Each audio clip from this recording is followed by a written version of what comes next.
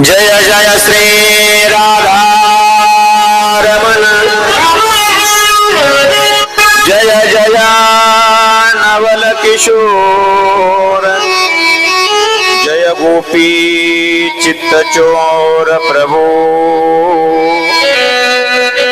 जय जय माखन चोर गोपाल कृष्ण भगवान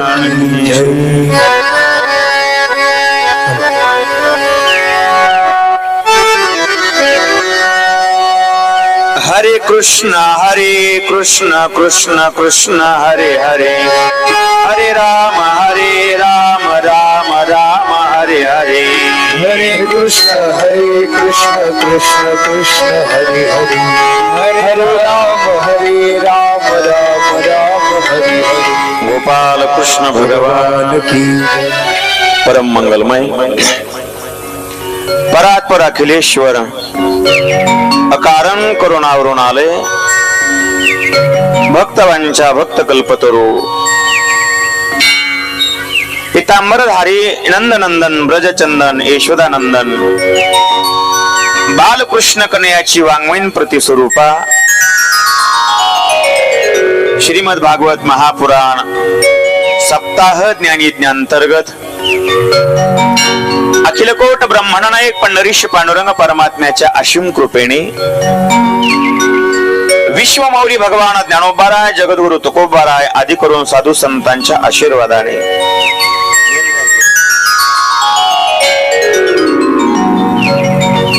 स्वानंद सुखनिवासी श्री गुरु गंगा भारती बाबा यांच्या पुण्यस्मरणाच्या निमित्ताने समस्त ग्रामस्थ मंडळीच्या अथांग परिश्रमाने उदार दातृत्व असणाऱ्या उदार दात्यांच्या दातृत्वाने अन्नदात्याच्या अन्नदानाने व्यासपीठावर उपस्थित असणाऱ्या गुणीजनांच्या संगतीने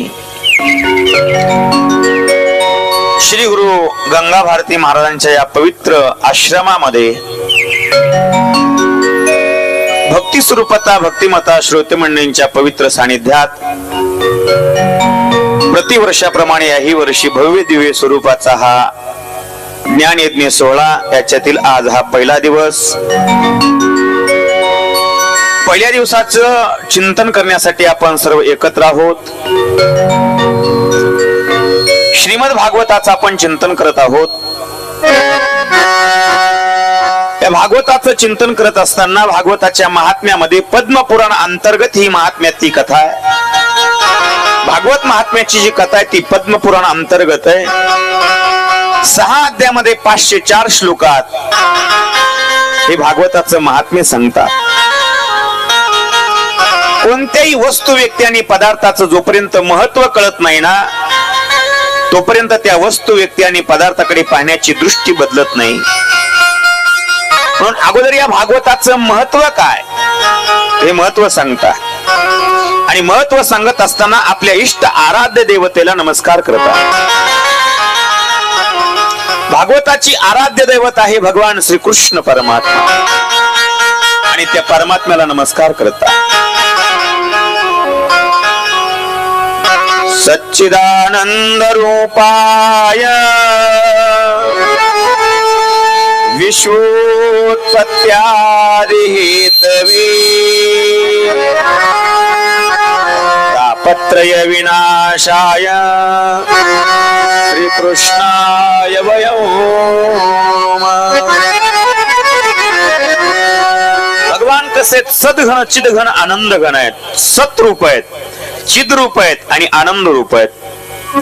सत कोणाला म्हणावं, चित कोणाला म्हणावं आणि आनंद कोणाला म्हणावं. सत्याला त्याला म्हणतात त्रिकालाबाधित्वम सत्यत्वम. ज्याचा तिन्ही काळामध्ये बाद झाल्या जात नाही अशा त्या सत्स्वरूप परमात्म्याला मी नमस्कार करतो. जो चिद्रूप आहे, प्रकाश रूप आहे, हा जो जगातला प्रकाश आहे हा त्या भगवान परमात्म्याच्या प्रकाशाने प्रकाशित होतो. भगवान परमात्म्याच्या एका रोमावर हजारो सूर्य प्रकाशित होतात. तुझी निडळी कोटी चंद्र प्रकाश आहे. असा तो चित स्वरूप असणारा परमात्मा ज्ञान रूप आहे आणि जगाच्या पाठीवर फक्त आणि फक्त भगवान परमात्मा आनंद रूप आहे.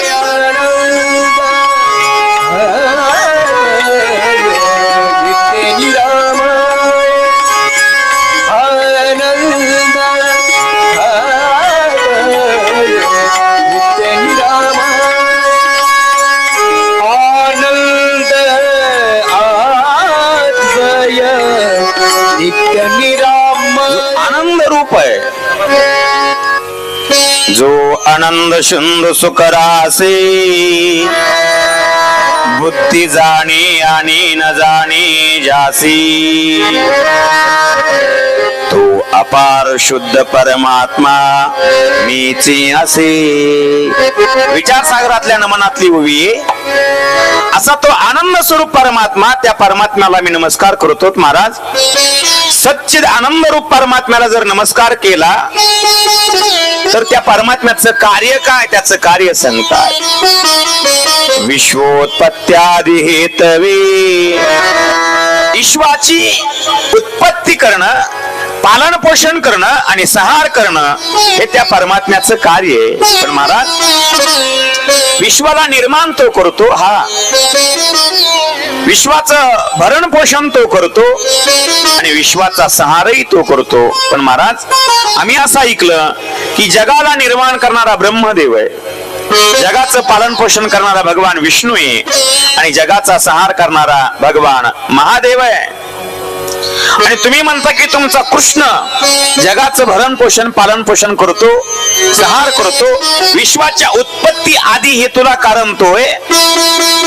आणि आम्ही तर असं ऐकलंय की भगवान वेगवेगळ्या रूपात वेगवेगळं कार्य करतो.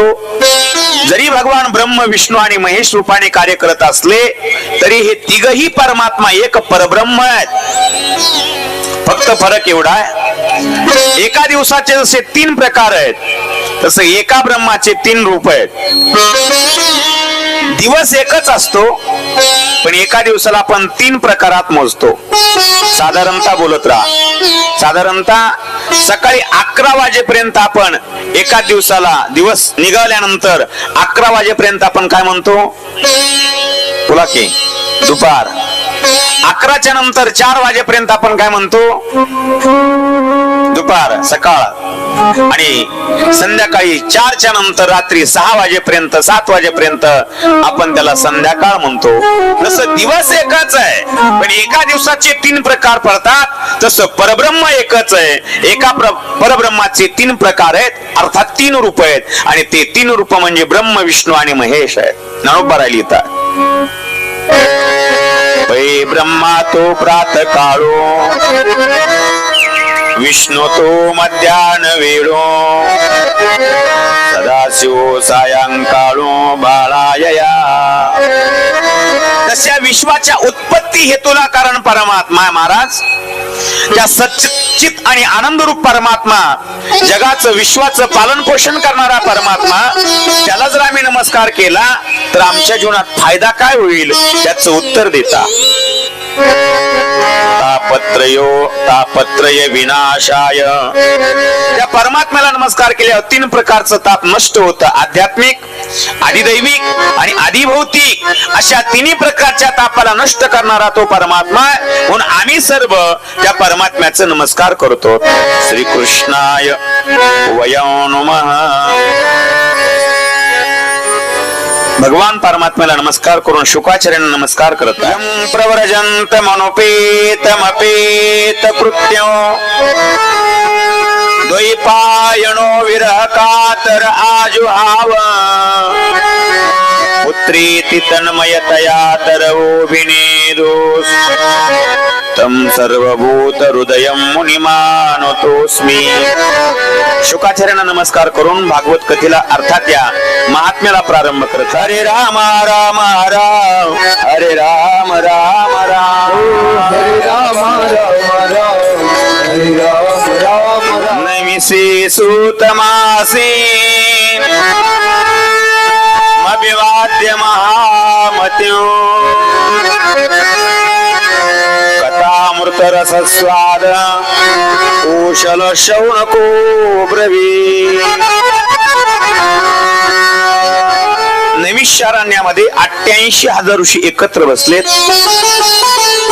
आणि 88,000 ऋषी एकत्र बसल्यानंतर सर्वांनी महान बुद्धिवान सूत ऋषींना नमस्कार केला. 88,000 ऋषीपैकी प्रमुख प्रधान ऋषी आहे ज्यांचं नाव आहे शौनक. त्या शौनक ऋषींनी सूत ऋषींना आसनावर बसून नमस्कार केला आणि काही प्रश्न विचारले. सूत महाराज, आपण अज्ञान अंधकार नष्ट करण्यासाठी तुमच्याजवळ जी लागणारं ज्ञान आहे ते कोट्यावधी सूर्याच्या तेजाची बरोबरी करणारं ज्ञान तुमच्याजवळ आहे. आमच्या कानाला अमृत समान असणारी आणि सारभूत असणारी कथा तुम्ही आम्हाला सांगा की ज्या कथेपासून आमचं अज्ञान दूर होईल, आमच्या अंतकरणात ज्ञान प्राप्त होईल, वैराग्य प्राप्त होईल, भक्तीचा उद्रेक होईल आणि या कलियुगामध्ये वैष्णव मंडळी, संत मंडळी, परमपूज्य गंगा भारती महाराजांसारखे मंडळी या मायेच्या मोहातून कशी तरुण जातात हे तुम्ही आम्हाला सांगा.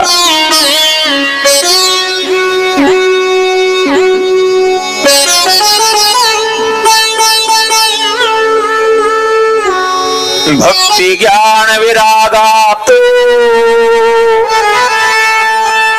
विवेको वर्धते महा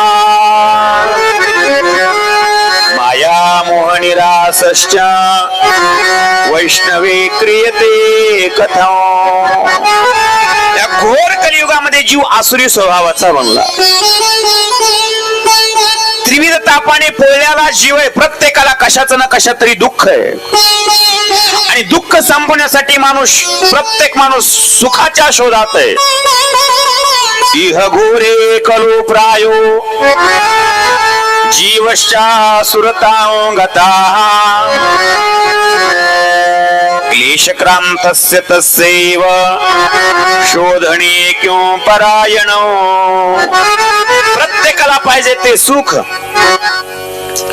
आणि हे सुख आम्हाला कुठे मिळेल?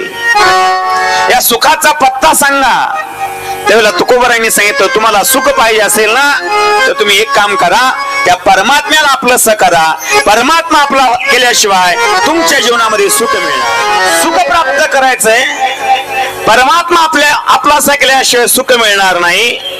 आणि म्हणून त्या परमात्म्या प्राप्तीचं जे शाश्वत साधन आहे ते शाश्वत साधन आम्हाला सांगा.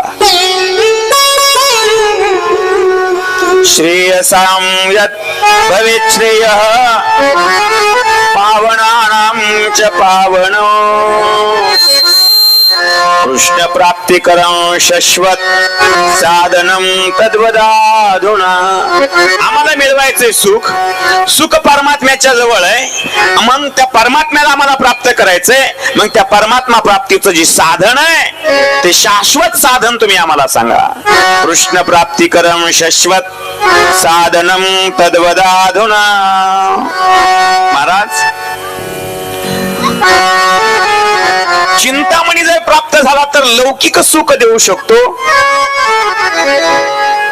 कल्पवृक्ष प्राप्त झाला तर कल्पलेली वस्तू देऊ शकतो. कामधेनू जर मिळाली तर मनामध्ये केलेली कामना पूर्ण करते. कामधेनू कल्पतरू चिंतामणी आवडीची धनी पुरविते. पण श्रीगुरूची जर कृपा झाली ना तर कामधेनू देऊ शकत नाही, कल्पतरू देऊ शकत नाही, चिंतामणी देऊ शकत नाही. असं असणारं वैकुंठ, आणि हा वैकुंठ फक्त श्रीगुरूंच्या कृपेशिवाय मिळू शकत नाही. आणि म्हणून तुम्ही आमचे श्रीगुरू आहेत. तुमच्या कृपेने आम्हाला वैकुंठही मिळेल. चिंतामणिर्लोक सुखं सुहृदस्वर्ग संपदं प्रयच्छति गुरु प्रीतो वैकुंठं योगी दुर्लभं. योग्यांना दुर्लभ असणारा वैकुंठ श्रीगुरूंच्या कृपेने मिळेल. सूत ऋषीने सांगितलं, शौनकादी ऋषींनो ऐका, तुमच्या हृदयात भगवत प्रेम आहे आणि म्हणून विचारपूर्वक तुम्ही मला जन्म मृत्यूच्या मरणातून, जन्म मृत्यूच्या भयातून नष्ट कसं व्हावं, जन्म मृत्यूच्या फेऱ्यातून पलीकडच्या भवरूपी सागरातून तरुण जाण्यासाठी, या जन्म मरण रूपी सागरातून तरुण जाण्यासाठी तुम्ही जे विचारलेले प्रश्न आहेत, या सर्व प्रश्नाचा सिद्धांत निष्कर्ष मी तुम्हाला सांगतो, ऐका. कलियुगात माणूस सर्व कालरूपी सापाचा भक्ष बनलाय. या कालरूपी सापाचा त्रास प्रत्येकाच्या जीवनात आहे.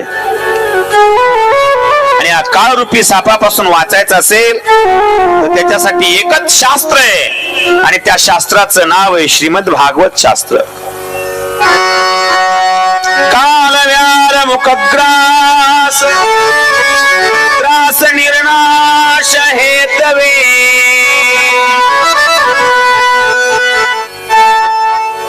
श्रीमद भागवतं शास्त्रं कलोकीरेण भाषितं कलोकीरेण सुखेन जीवितं भाषितं श्रीमद भागवत शास्त्र. हे भागवत नावाचं शास्त्र तुम्हाला कलियुगातील काळरूपी सापाच्या मुखातून तरुण नेईल. महाराज, ही भागवताची कथा जर आम्हाला कृष्ण प्राप्ती करून देईल, सुख प्राप्ती करून देईल, या मृत्यूच्या फेऱ्यातून चुकवेल, मग ही भागवताची कथा आम्हाला कधी ऐकायला मिळेल? त्याचं उत्तर देता. अनंत अनंत जन्माचा उदय होतो, आणि अनंत जन्माच्या उदयाच्या पुण्याच्या उदयाने भागवताची कथा मिळते. जन्मांतरे भवेत पुण्यो तदा भागवतो लभे. अनंत जन्माच्या पुण्याच्या सामुग्रीने आम्हाला भागवताची कथा मिळाली. भागवताची कथा मिळण्यासाठी तर अनंत जन्माचं पुण्य लागतच, पण भगवंताचं तोंडावर नाव येण्यासाठी सुद्धा अनंत जन्माची पुण्याही लागते. महाराज, आमच्या अनंत जन्माच्या पुण्याचा उदय झाला, आम्हाला भागवताची कथा मिळाली, पण ही भागवताची कथा आमच्या जीवनामध्ये काय करेल? त्याचं उत्तर देता. एतस्मात् परम किंचित मन शुद्धेन विद्यते. भागवताची कथा भाव शुद्ध करते, आणि ज्याचा भाव शुद्ध झाला, तुकोबराय सांगतात, ज्याचं चित्त निर्मळ झालं, त्या निर्मळ चित्तामध्ये भगवान परमात्मा वास करतो, अर्थात आनंद जन्माला येतो. तुका म्हणे चित्त करारे निर्मळ, योनी गोपाळ राहे तेथे. ती भागवताची कथा अनंत जन्माच्या पुण्ययनी मिळते, आणि पुण्ययनी मिळाल्यावर ही अंतःकरण शुद्ध करते. नोहे नोहे तर माणसाचं मन शुद्ध करण्याचं साधन भागवताची कथा. ही भागवताची कथा राजा परीक्षितीला शुकाचार्य सांगत होते. शुकतालला दिल्ली पासून काही अंतरावर मुझफ्फरनगर नावाचं गाव आहे, तालुका आहे. या मुझफ्फरनगर तालुक्याच्या जवळच, अर्थात तालुक्यातच शुकताल नावाचं एक तीर्थ आहे. गंगेचा काठ आहे, गंगा वाहत आहे तिथून, आणि त्या गंगेच्या काठावर राजा परीक्षिती येऊन बसलेला आहे. त्या परीक्षितीला एका ब्राह्मण पुत्राने शाप दिलेला आहे, तू 7 दिवसात मरणार आहेस म्हणून. आणि म्हणून परीक्षित तिथे आलेला आहे, आणि त्या परीक्षितीने शुकाचार्यांना नमस्कार केला. शुकाचार्य तेव्हा भागवत सांगण्यासाठी आले आहेत, पण शुकाचार्य जेव्हा भागवत सांगतायत ना, तेव्हा ही गोष्ट स्वर्गातल्या देवांना कळाली, आणि स्वर्गातल्या देवांनी विचार केला, भागवत शुकाचार्य सांगतायत ना, परीक्षितीला सांगतायत ना, मग आपणही गेलं पाहिजे. म्हणून स्वर्गातले देव अमृताचा कलश घेऊन जातात. परीक्षिते कथां वक्तो सभायां संस्थिते शुके सुधा कुंभं गृहीत्वैव देवास्तत्र समागमन्. परीक्षितीला कथा सांगत असताना स्वर्गातले देव येतात अमृताचा कलश घेऊन, आणि अमृताचा कलश घेऊन शुकाचार्यांच्या समोर ठेवला आणि नमस्कार केलाय. शुकं नत्वा धनं सर्वे सुकार्य कुशला सुरा. स्वतःच कार्य करण्यासाठी कुशल असणारे स्वर्गातले देव शुकाचार्यांना नमस्कार केला आणि सांगितलं, महाराज परीक्षितीला शाप लागलाय ना, त्याच्या बदल्यामध्ये भागवताची कथा आम्हाला द्या आणि स्वर्गातला अमृत परीक्षितीला पाजा. स्वर्ग अमृत जर परीक्षिती पिला तर परीक्षिती अमर होईल आणि भागवताची कथा जर तुम्ही त्याच्या बदल्यात आम्हाला सांगितलं आमचं कल्याण होईल. स्वर्गातलं अमृत हे माणसाला अमर बनवतं, दीर्घजीवी बनवतं, पण भागवताची कथा ही माणसाला दिव्यजीवी बनवते. प्रश्न असेल आपल्याला, माणसाचं जीवन हे दीर्घजीवी असावं का दिव्यजीवी असावं? काय म्हणणं आहे तुमचं? माणसाचं जीवन दीर्घजीवी असावं का दिव्यजीवी असावं? बोलत राहा. आता तुम्हाला काय मी नवीन नाही. कसं असावं? दीर्घजीवी असावं का दिव्यजीवी असावं? दिव्यजीवी असावं. हा, ज्ञानोबा राय 22 वर्ष जगले, पण 750 वर्ष झालं तरी त्यांचा आणखी प्रकाश जगामध्ये. भगतसिंग 23 वर्ष जगले, पण भारत देशाला स्वातंत्र्य होऊन 75 वर्ष होऊन गेले तरी त्यांचा प्रकाश तेज आहे. छत्रपती शिवाजी महाराज, संभाजी महाराज थोडे दिवस जगले, पण दिव्यजीवी जगले. स्वर्गातलं अमृत हे दीर्घजीवी बनवतं आणि भागवताची कथा ही दिव्यजीवी बनवतं. माणसाचं जीवन सुद्धा दिव्यजीवी असावं, दीर्घजीवी नसावं. म्हणून स्वर्गातलं अमृत मरण लांबवतं आणि भागवताची कथा मरण टाळतं. आता सांगा, माणसाचं मरण टळावं का मरण लांबावं? तुमचं काय म्हणणं आहे? तुम्हाला मरण लांबवायचंय का टाळायचंय? टाळायचंय. हा, बरोबर आहे, टळलं पाहिजे. स्वर्गातलं अमृत हे मरण लांबवतं आणि भागवताची कथा ही मरण टाळतं. प्रत्येकाला असं वाटतं की मला आता मरण येऊ नये. का वाटतं मरण यावं म्हणून? ज्ञानोबा राय सांगतात, आगा मरहा बोलून साहती आणि मेल्यावरी तरी रडती. ज्ञानोबा राय लिहितात ज्ञानेश्वरीमध्ये, साधारणतः माणसाला मर हे सुद्धा सहन होत नाही. मर म्हणलेलं सहन होत नाही, मग मरण कसं सहन होईल? पण भागवताची कथा ही मरण टाळते. मरण टळावं, मरण लांबू नये. काही माणसं एखाद्या दुर्धर आजारातून बरी झाली. पाठीमागल्या 4 वर्षापूर्वी कोरोना आला आणि कोरोनातून बरीचशी माणसं जगली. दवाखान्यात 40 दिवस राहून आली, जगली, अर्थात वाचली. म्हणजे त्यांचं मरण टळलंय का? मरण लांबलंय, मरण टळलं नाही. पण भागवताची कथा ही मरण लांबवत नाही तर टाळते आणि स्वर्गातलं अमृत मरण हे लांबवतं. स्वर्गातल्या अमृतापेक्षा भागवताची कथा कशी श्रेष्ठ आहे. दुसरी गोष्ट,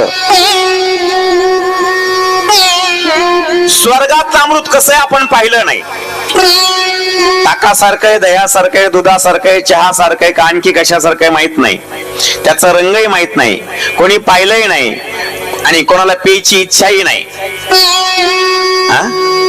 स्वर्गातलं अमृत प्यायची इच्छा नाही कोणाचीच आहे का नाही? असल तो उपाय सांगतो बाबा. हा, कोणाची? बर, ज्यांची स्वर्गातलं अमृत प्यायची इच्छा आहे त्यांनी मी सांगितलेला उपाय करा. ज्यांना स्वर्गातलं अमृत प्यायचंय ना त्यांनी मेलं पाहिजे. आणि मरत असताना कुत्र्याच्या मौतीनं नाही, माणूस म्हणून मेलं पाहिजे. पुण्य करून मेलं पाहिजे. पुण्य करून मेल्यावर स्वर्गात जातो माणूस आणि पाप करून मेल्यावर नरकात जातो. आणि पुण्य आणि पाप जेव्हा समान होतं तेव्हा मानवी शरीर मिळतं. पुण्य करून मरावं लागेल, मेल्यानंतर स्वर्गात जावं लागेल, स्वर्गात गेल्यानंतर देव बनावं लागेल आणि देव बनल्यानंतर स्वर्गातलं अमृत प्यायला मिळेल. पण भागवताची कथा ऐकण्यासाठी मरायची गरज नाही. ज्ञानोबा राय सांगतात, न मरताची लाही जे आयता मोक्षू. किंवा ज्ञानोबा राय ज्ञानेश्वरीमध्ये लिहितात, तैसा मनाचा मारून करिता आणि इंद्रिया दुःख न देता. हित मोक्षासी ऐता श्रवणाची माझी. भागवत कथा श्रवण केल्यावर आईता मोक्ष मिळतो. म्हणून तुकोबरायांना म्हणावं लागलं, तुम्हाला नाही कळलं तरी चालेल, पण फक्त तुम्ही श्रवणाच्या निमित्ताने येऊन बसा. श्रवणाच्या निमित्ताने येऊन बसाल तर तुमच्या घरी मोक्ष रूपी साम्राज्य तुमच्या घरी नांदण्यासाठी येऊन बसा, आईता मोक्ष मिळेल. संकाधिक पावन झाले ते श्रवणाने झाले, श्रवणे कीर्तने झाले ते पावन. संकाधिक जाण परमभुक्त. म्हणून स्वर्गातल्या देवांना भागवताची किंमत करायला आले आणि म्हणून स्वर्गातल्या देवांना शुकाचार्यांनी वापस लावलं. जा, तुम्ही जर श्रद्धेने आला असाल तर मी तुम्हाला सांगितलं असतं, पण तुम्ही भागवताची किंमत करताय ना, ही भागवताची किंमत स्वर्गातल्या अमृतापेक्षाही दुर्लभ आहे, स्वर्गातल्या अमृतापेक्षाही अधिक आहे. म्हणून स्वर्गातल्या देवांना शुकाचार्यांनी वापस लावून सांगितलं, अरे जा, स्वर्गातला अमृत म्हणजे काचाचा तुकडा आहे. स्वर्गातला अमृत पिल्यावर माणसाला मरावं लागतं, पण अमर होत नाही माणूस, मरतोच.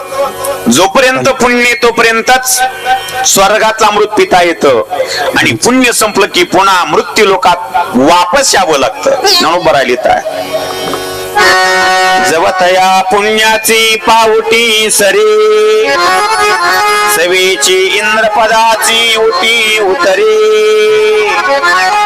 आणि येऊ लागते मागारे मृत्यू लोका. तुका म्हणे जाते, तुका म्हणे जाते, पुण्य क्षय अधोगती. पुण्य संपलं की पुन्हा अधोगतीला यावं लागतं.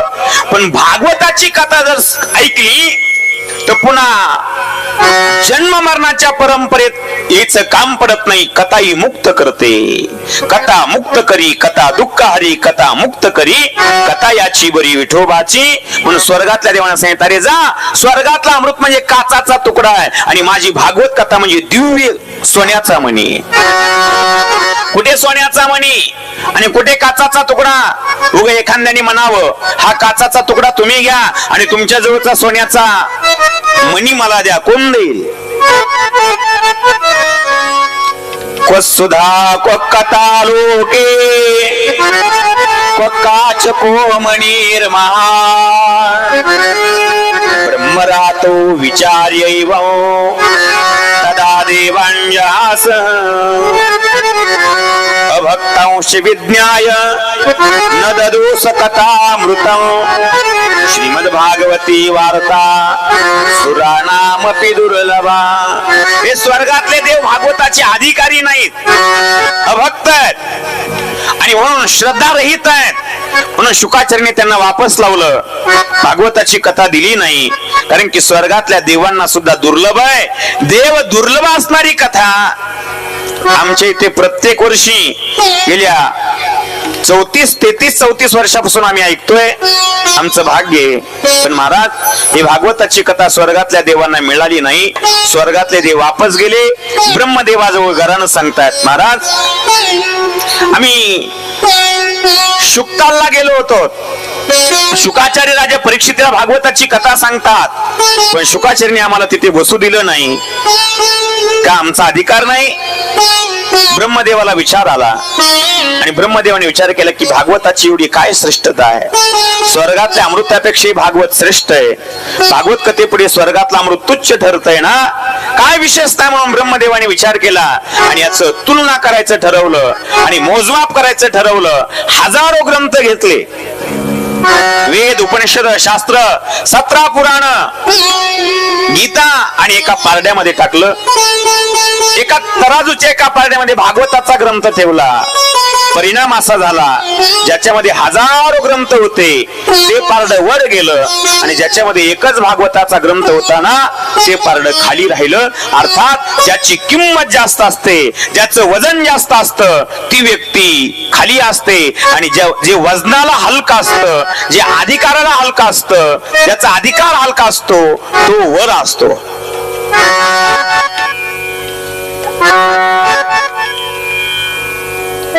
तुमच्यापेक्षा हे 4 जण 5 जण हलके आहेत म्हणून तुमच्यापेक्षा 2 फूट ते वर आहेत.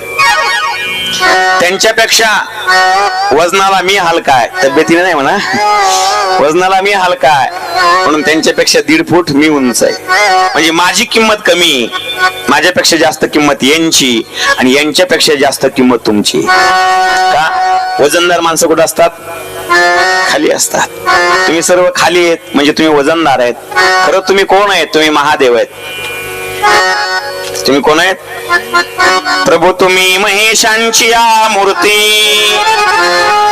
श्रोता हा महादेव आहे, श्रोता महादेव आहे आणि महादेव रूपी श्रोत्यासमोर वक्त्याने वाचट नाही बोललं पाहिजे, वक्त्याने असलीच नाही बोललं पाहिजे, वक्त्याने विनोदाचं नाही बोललं पाहिजे. कारण की महादेवच श्रोते आणि श्रोते जर महादेव असतील तर वक्त्याने महादेवाच्या समोर चांगलं बोललं पाहिजे.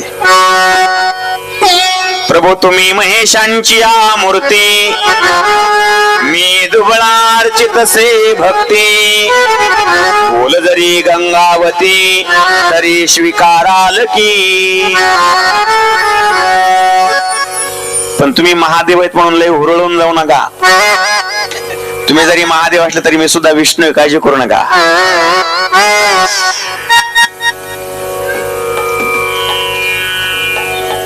वजनदार ठरल्या गेलं भागवताचं ग्रंथ. केलं गुणन्यानी जातानी गौरवेण इदो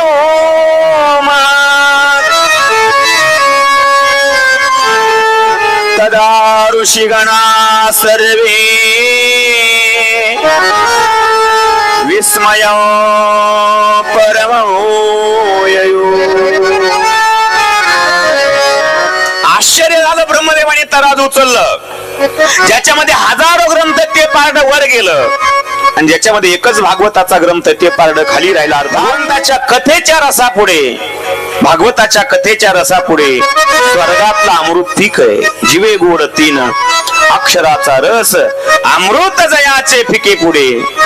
म्हणून स्वर्गातल्या देवांनी आश्चर्य व्यक्त केलं. ब्रह्मदेवाने त्या भागवतावर स्वाक्षरी केली. जगातला सर्वश्रेष्ठ ग्रंथ आणि ज्याचं नाव आहे श्रीमद भागवत. वारकरी संप्रदायातला सर्वात श्रेष्ठ ग्रंथ आहे. ज्ञानेश्वरी म्हणून आपल्याकडे पारायण आहे आणि म्हणून म्हणावं लागलं नाथबाबाला, या सर्वश्रेष्ठ असणाऱ्या ग्रंथाची एक तरी ओवी तुम्ही अनुभव श्रेष्ठ. या ग्रंथावर ब्रह्मदेवाने सही केली. जगातला सर्वश्रेष्ठ ग्रंथ भागवत आहे महाराज. मग ही भागवत कथा जर आम्ही श्रवण केली, याचं चिंतन केलं, ऐकलं, मनन केलं, आम्हाला काय मिळेल? मी निरे भगवत रूपं भागवतं शास्त्रं भागवतं खलु पठनात् श्रवणात् सद्यो वैकुंठ फलदायकं.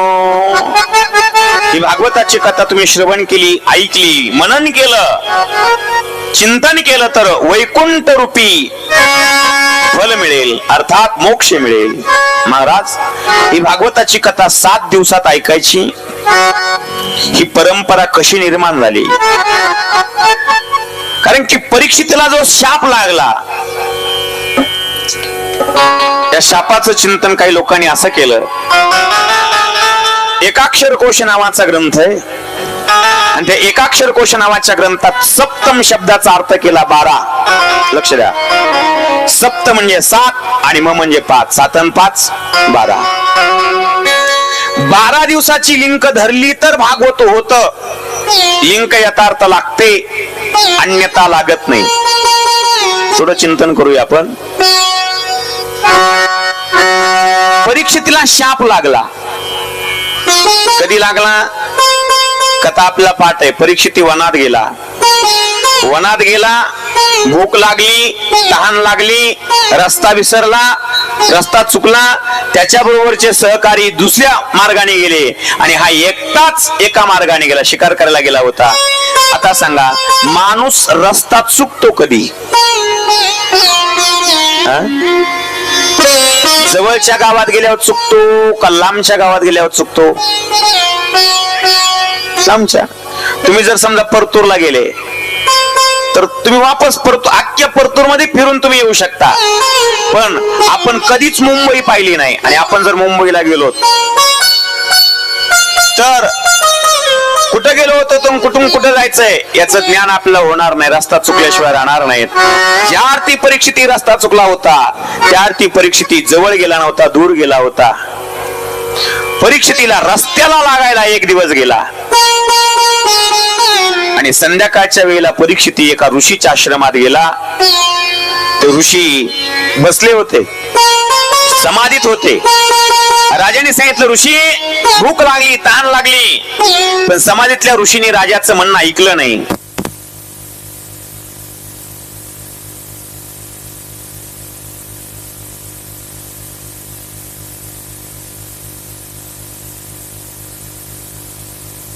ऋषी येतो, गंगेचं कौशिकी नदीचं पाणी हातात घेतो आणि अभिमंत्रित करतो, इति लंघित मर्यादा तक्षक सप्तमी हानी ही. आजपासून 7व्या दिवशी तुला तक्षक नावाचा साप चावेल. सप्तमी.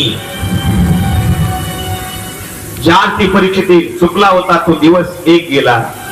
परीक्षिती दुसऱ्या दिवशी घरी आला, आणि दुसऱ्या दिवशी संध्याकाळी परीक्षितीला कळालं की आपल्याला शाप लागला, आपण मरणार आहेत 7 दिवसात. परीक्षितीने दुसऱ्या दिवशी विचार केला, आपल्याला 4 मुलं आहेत, राज्य द्यायचंय, आणि राज्य कोणाच्या हातात द्यावं, 4 मुलापैकी कोणता मुलगा योग्य याचा विचार करण्यासाठी एक दिवस गेला.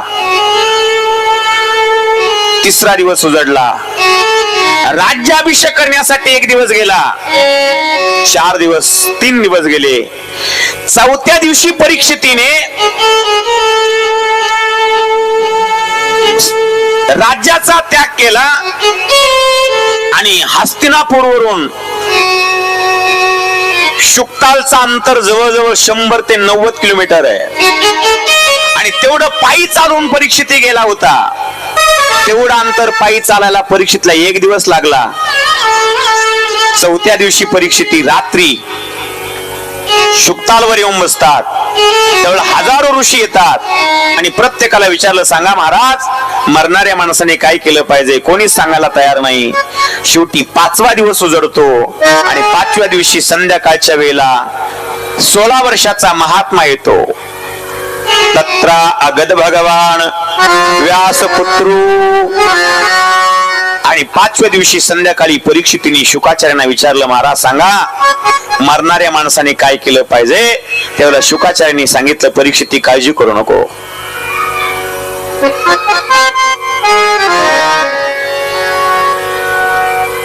चिंता न करू राजा, 7 दिन बाकी अभी.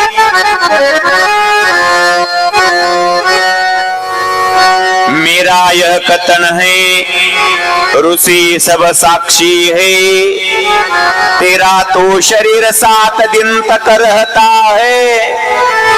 देखता हूँ आज से, शब्द है का, देखता हूँ आज से 7वां दिन तुम्हारे लिए. मोक्ष द्वार राम मार्ग कैसा नहीं खुलता है.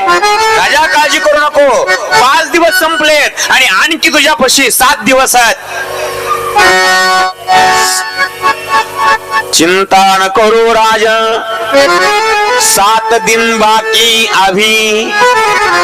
5 दिवस संपलेत आणि इथून पुढे तुझ्याकडे किती बाकी आहेत? 7 दिवस आहेत. परत बोलतात, देखता हूं आज से 7वां दिन तुम्हारे लिए. आजपासून 7व्या दिवसापर्यंत तुला मोक्ष कसा मिळत नाही मी पाहतो. देखता हूं आज से 7वां दिन तुम्हारे लिए. मोक्ष द्वार राम मार्ग कैसा नहीं खुलता है. या पाठीमागले 5 दिवस आणि शुकाचार्य आल्यापासून कथेला प्रारंभ केल्यापासून पुढचे 7 दिवस, 7 आणि 5 12 एकाक्षर कोश ग्रंथ आहे. आणि याच्यामध्ये असं लिहिलंय, सप्त म्हणजे 7 आणि म म्हणजे 5. 7 आणि 5 12. 12 दिवसाची लिंक लागली तर कथा लागते, अन्यथा 5 दिवस तर असेच गेले परीक्षितीचे. आणि मग बाकीच्या उरलेल्या 3 दिवसात, 2 दिवसात कथा कशी सांगणार आहे. मग महाराज, ही 12 दिवसाची कथा 7 दिवसात कोणी आणली, कशी आणली, कधीपासून सुरू झाली. सप्ताहेन श्रुतं चैत सर्वता मुक्तिदायक सनकादि पुरा प्रोक्तं नारदाय दयापरी. महाराज ही 7 दिवसाची कथा सनकादिकांनी नारदाला सांगितली आणि तेव्हापासून 7 दिवस कथा ऐकण्याची परंपरा निर्माण झाली. शौनक ऋषी विचारतात, महाराज नारद जर एका जागेवर कधी थांबत नाहीत आणि सनकादिक एका जागेवर बसल्यावर 4-4 तास एका जागेवर बसल्यावर उठत नाहीत आणि कथा ऐकायची म्हणल्यावर कमीत कमी उद्यापासून 10 ते 2 4 तास बसावं लागेल. मला आल्या आल्या सूचना मिळाली, महाराज मध्ये 5 मिनिटं द्यात जा. ठीक आहे, यावर्षी देऊ, काय अडचण नाही. उद्यापासून, आजपासून नाही, आज वेळ झालाय. उद्यापासून 10 ला सुरू झाले की मध्ये 2 तासानंतर 5 मिनिटं दिल्या जातील.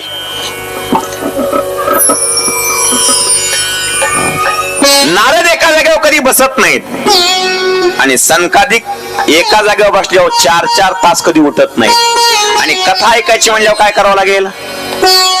एकदा घरी गेला, एकदा स्वयंपाकाकडे गेला, एकदा शेतात गेला, एकदा मंदिरात गेला, एकदा इकडे गेला, एकदा तिकडे गेला आणि 5-5 मिनिटाला फिरून आल्यावर कथा ऐकणं होईल. 4 तास बसावं लागेल, मांडी घालून बसावं लागेल. नारद बसत नाहीत, सनकादिक उठत नाहीत, दोघाचा संबंध आला कुठं? लोक विग्रह मुक्तस्य नारदस्य अस्थिरस्य च विधिश्रवे कृतप्रीती संयोगे कुत्रतये सह. या दोघांचा संबंध आला कुठं? त्यावर उत्तर देतात, नारद एका जागेवर बसत नसले तरी या नारदाला दक्षाने शाप दिला होता, तू एका जागेवर क्षणभरही थांबणार नाहीस. पण जिथं भगवंताची कथा होईल, कीर्तन होईल, त्या ठिकाणी तू कितीही वेळ बसू शकतोस. नाथबाबा भागवतात लिहितात, दक्ष शापो नारदासी पाही मुहूर्त न राहो एके ठाई तू शापो हरी कीर्तनी नाही या लागी पाही कीर्तन निष्ठो. भागवतात हा शाप हरीच्या कीर्तनात लागणार नाही, बाकी कुठेही लागेल. आणि म्हणून नारद सनकादिकाच्या जवळ येतात आणि सनकादिकाला पाहतात. सनकादिक पाहतात नारदाला, नारद सनकादिकाला पाहतात. सनकादिकांनी नारदाला पाहिलं, नारदाच्या चेहऱ्यावर दुःख आहे. नारद रडू लागले, चेहरा पडलेला आहे, काहीतरी चिंता दिसते, उदास आहेत नारद. आणि उदास नारदाला सनकादिकांनी विचारलं, कथम ब्रह्मदीन मुख कुतश्चिंतो तुरो भवान त्वरितमो गम्यते कुत्र कुत्र कुतश्चागमनो तव. ब्रह्मन कथम दीन मुख, हे ब्रह्मर्षी नारदा तुमचं मुख कशामुळे दीन झालंय? का नाराज आहेत तुम्ही? एवढ्या लगबगीने कुठून आलात? एवढ्या गडबडीने कुठे निघालात? तेव्हा नारदाने सांगितलं, सनकादिकांनो ऐका, हा मृत्यूलोक सर्वश्रेष्ठ म्हणून या मृत्यूलोकामध्ये मी आलो. अहम तू प्रतविम यतो ज्ञात्वा सर्वोत्तमामिति. इथे आल्यानंतर मी अनेक ठिकाणी गेलो, पुष्करंच प्रयागंच काशीम गोदावरीम तथा.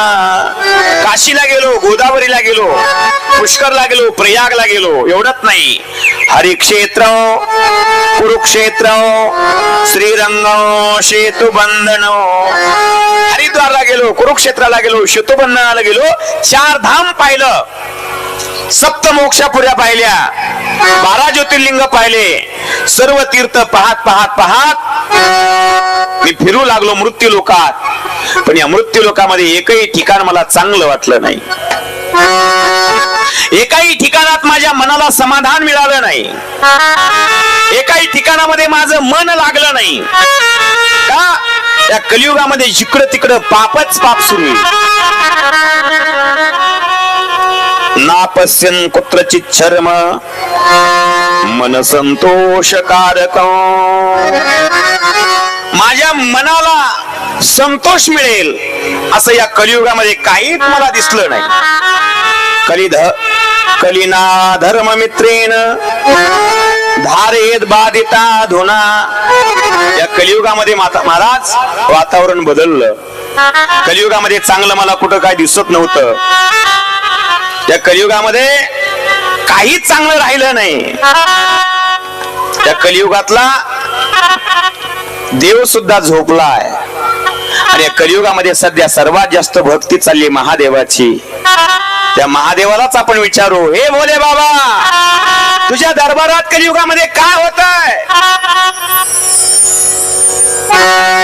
डमरुवाला कहाँ सो रहा है, डमरुवाला कहाँ सो रहा है, तेरी दुनिया में क्या हो रहा है, तेरी दुनिया में क्या हो रहा है, तेरी दुनिया में क्या हो रहा है. त्या कलियुगामध्ये पाप होतंय. खऱ्या माणसाला किंमत नाही, खोट्याचा सन्मान आहे. कलियुगामध्ये सत्य राहिलं नाही, तप राहिलं नाही, दया राहिली नाही, दान राहिलं नाही. प्रत्येक माणूस आपलं पोट कसं भरेल याचा विचार करतोय. कलियुगामध्ये सत्याला किंमत नाही, लाडणी लबाडीला जास्त किंमत आहे. कलियुगामध्ये चांगल्या गोष्टीला किंमत राहिली नाही. सत्य कोणी पाळत नाही. सत्यम नास्ति तपः शौचम दया दानम न विद्यते, उदरम भरिनो जीवा वारका कुटभाषिणा. कलियुगामध्ये माणसं पाखंडी म्हणले, पापश्यखंड. कलियुगामध्ये माणसं मुली विकू लागले. तरुणी प्रभुता गे हे शालको बुद्धिदायका, कन्या विक्रयिनो लोभात दंपतीनांच कल्कनो. एवढंच नाही महाराज, या कलियुगामध्ये कोणी योगी नाही, न योगी, नैवद सिद्धो, नैवद ज्ञानी, न सत्क्रियो नराहा. असे हजारो दोष पाहत पाहत पाहत मी यमुनीच्या काठावर आलो. उदास झालो, मन लागत नाही, विनाकारण या मृत्यू लोकामध्ये आलो. संकादिकांनो, यमुनीच्या काठावर आलो. आणि यमुनीच्या काठावर आल्यावर मला एक आश्चर्य दिसलं. काय दिसलं? तत्र आश्चर्यं मया दृष्टं श्रूयता तन्मुनीश्वर. एका तु तरुणी तत्र निषण्णा खिन्नमानसा. यमुनीच्या काठावर एक तरुण स्त्री बसली होती, रडू लागली.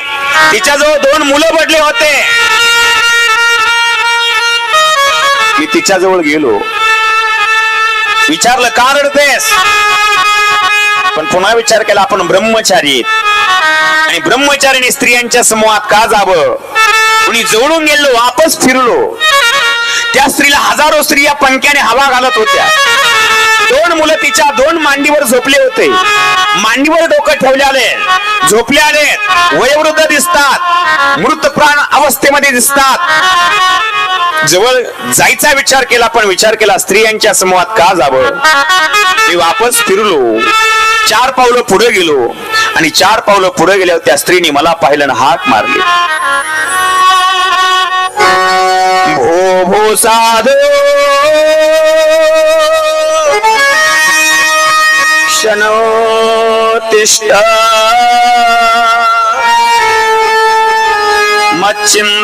मच्चिन्तामपि नाशय.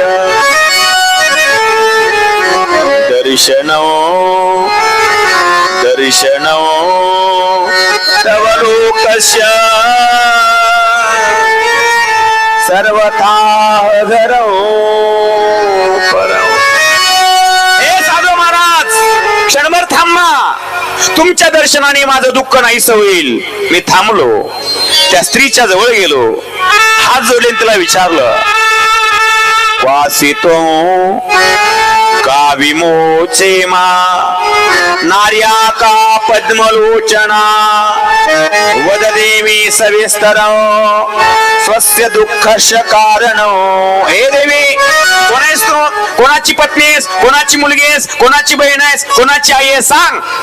तुझा सर्व इत्यंभूत परिचय मला सांग. का रडतेस आणि तुझ्या दुःखाचं कारण काय ते सांग. मी विचारलं त्या स्त्रीला, तेव्हा ती रडू लागली आणि रडता रडता ती डोळे पुसले आणि डोळे पुसून ती मला बोलू लागली, महाराज ऐका, माझा परिचय देते. अहो भक्ती रीती ख्याता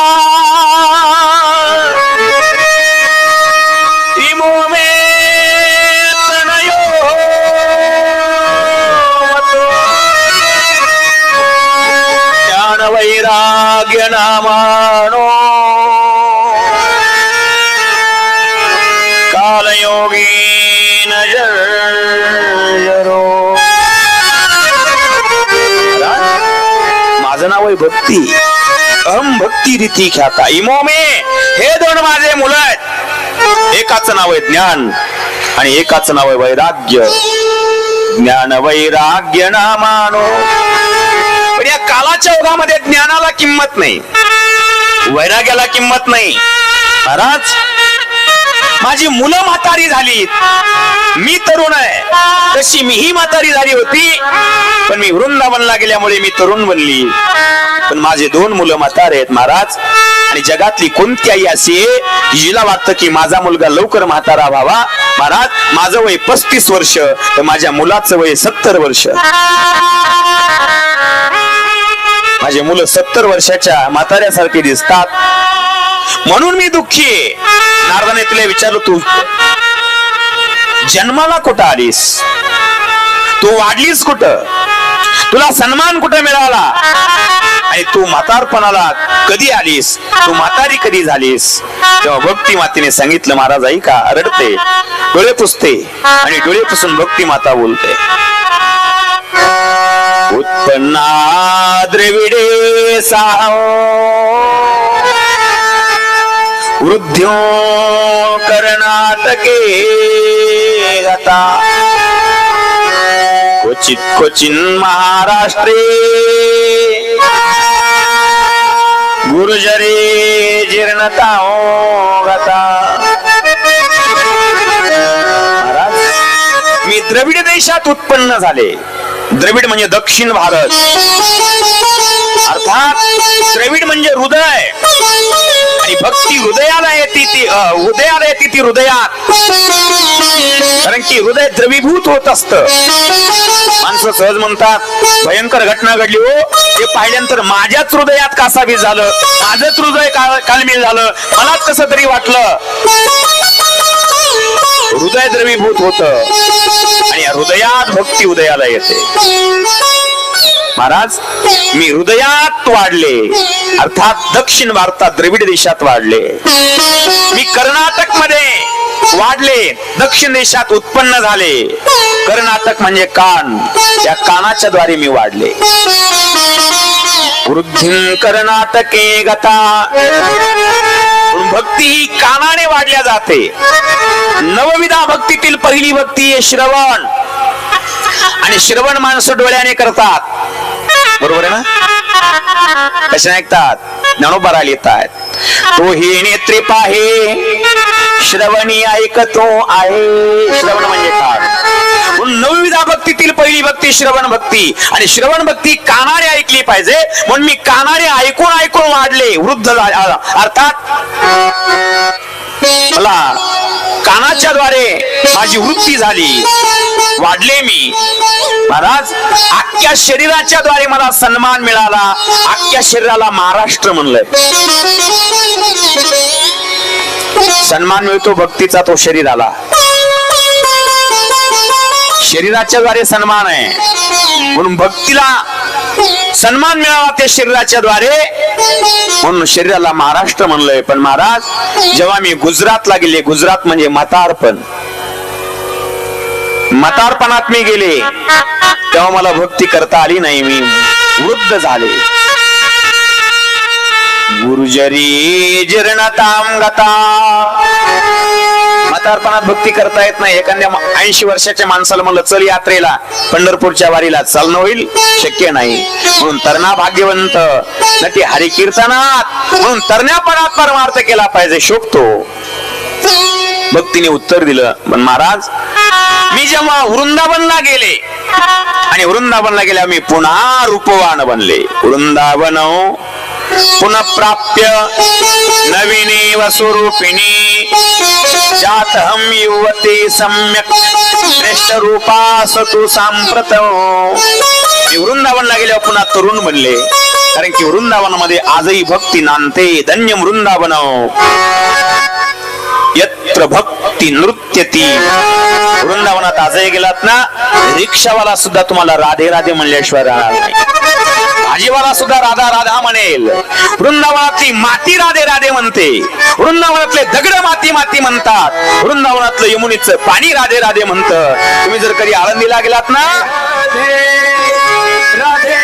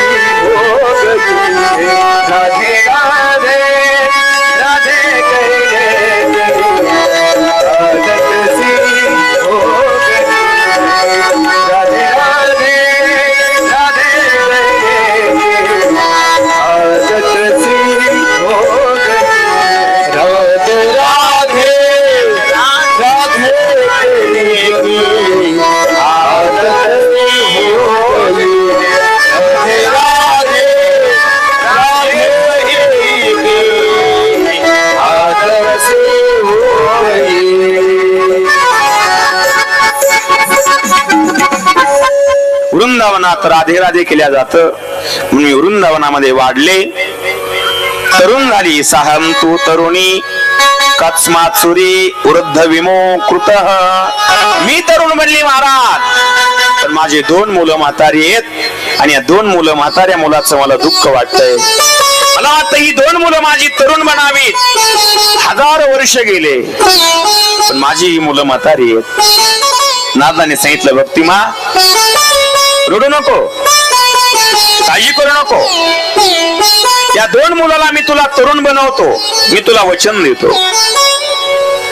पुरता खेदयसे बाले अहो चिंता तुरु कथं श्रीकृष्ण चरणांबोजं स्मर दुःखं गमिष्यति. भक्तिमा रडू नको. तुझ्या 2 मुलाचं म्हातारपण मी घालवीन. म्हातारपण घालवण्याची ताकद माझ्यात आहे. तुझं दुःख मी घालवीन. दुःख घालवण्याची ताकद भगवान परमात्म्याच्या नामात आहे. म्हणून तू एक काम कर, भगवान कृष्ण परमात्म्याचं भजन कर, तुझं दुःख नष्ट होईल. श्रीकृष्ण चरणांबोजं स्मर दुःखं गमिष्यति. तेरी बन जाएगी गोविंद गुण गाए से. तेरी बन जाएगी गोपाल गुण गाए से.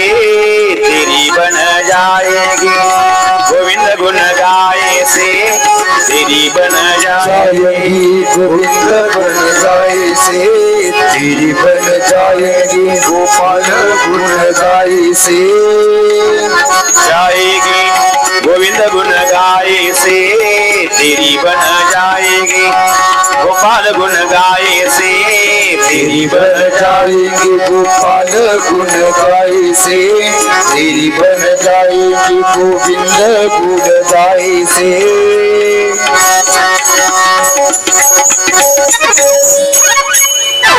द्रौपदी की बन गई, ध्रुव जी की बन गई, प्रहलाद जी की बन गई. द्रौपदी की बन गई चीर के बड़ाई से तेरी बन जाएगी गोविंद गुण गाए से तेरी बन जाएगी। माऊली की बन गई संत तुकाराम जी की बन गई माऊली की बन गई संत तुकाराम जी की बन गई। गंगा भारती बाबा की बन गई कीर्तन में नचाए से तेरी बन जाएगी गोविंद गुण गाए से तेरी बन जाएगी गोपाल गुण गाए से तेरी बन जाएगी। भक्तिमा तुझंही दुःख नष्ट होईल तू फक्त आणि फक्त भगवंताचं भजन कर। श्रीकृष्ण चरणांबोजम स्मर दुःखम गमिष्यति काळजी करू नको। द्रौपदीच्या परित्राता येन कौरव कश्मला आणि नारदाने भक्तीला वचन दिलं आणि वचन देऊन नारदाने ज्ञान वैराग्याला तरुण बनवण्यासाठी पहिल्यांदा वेदाचा घोष केला।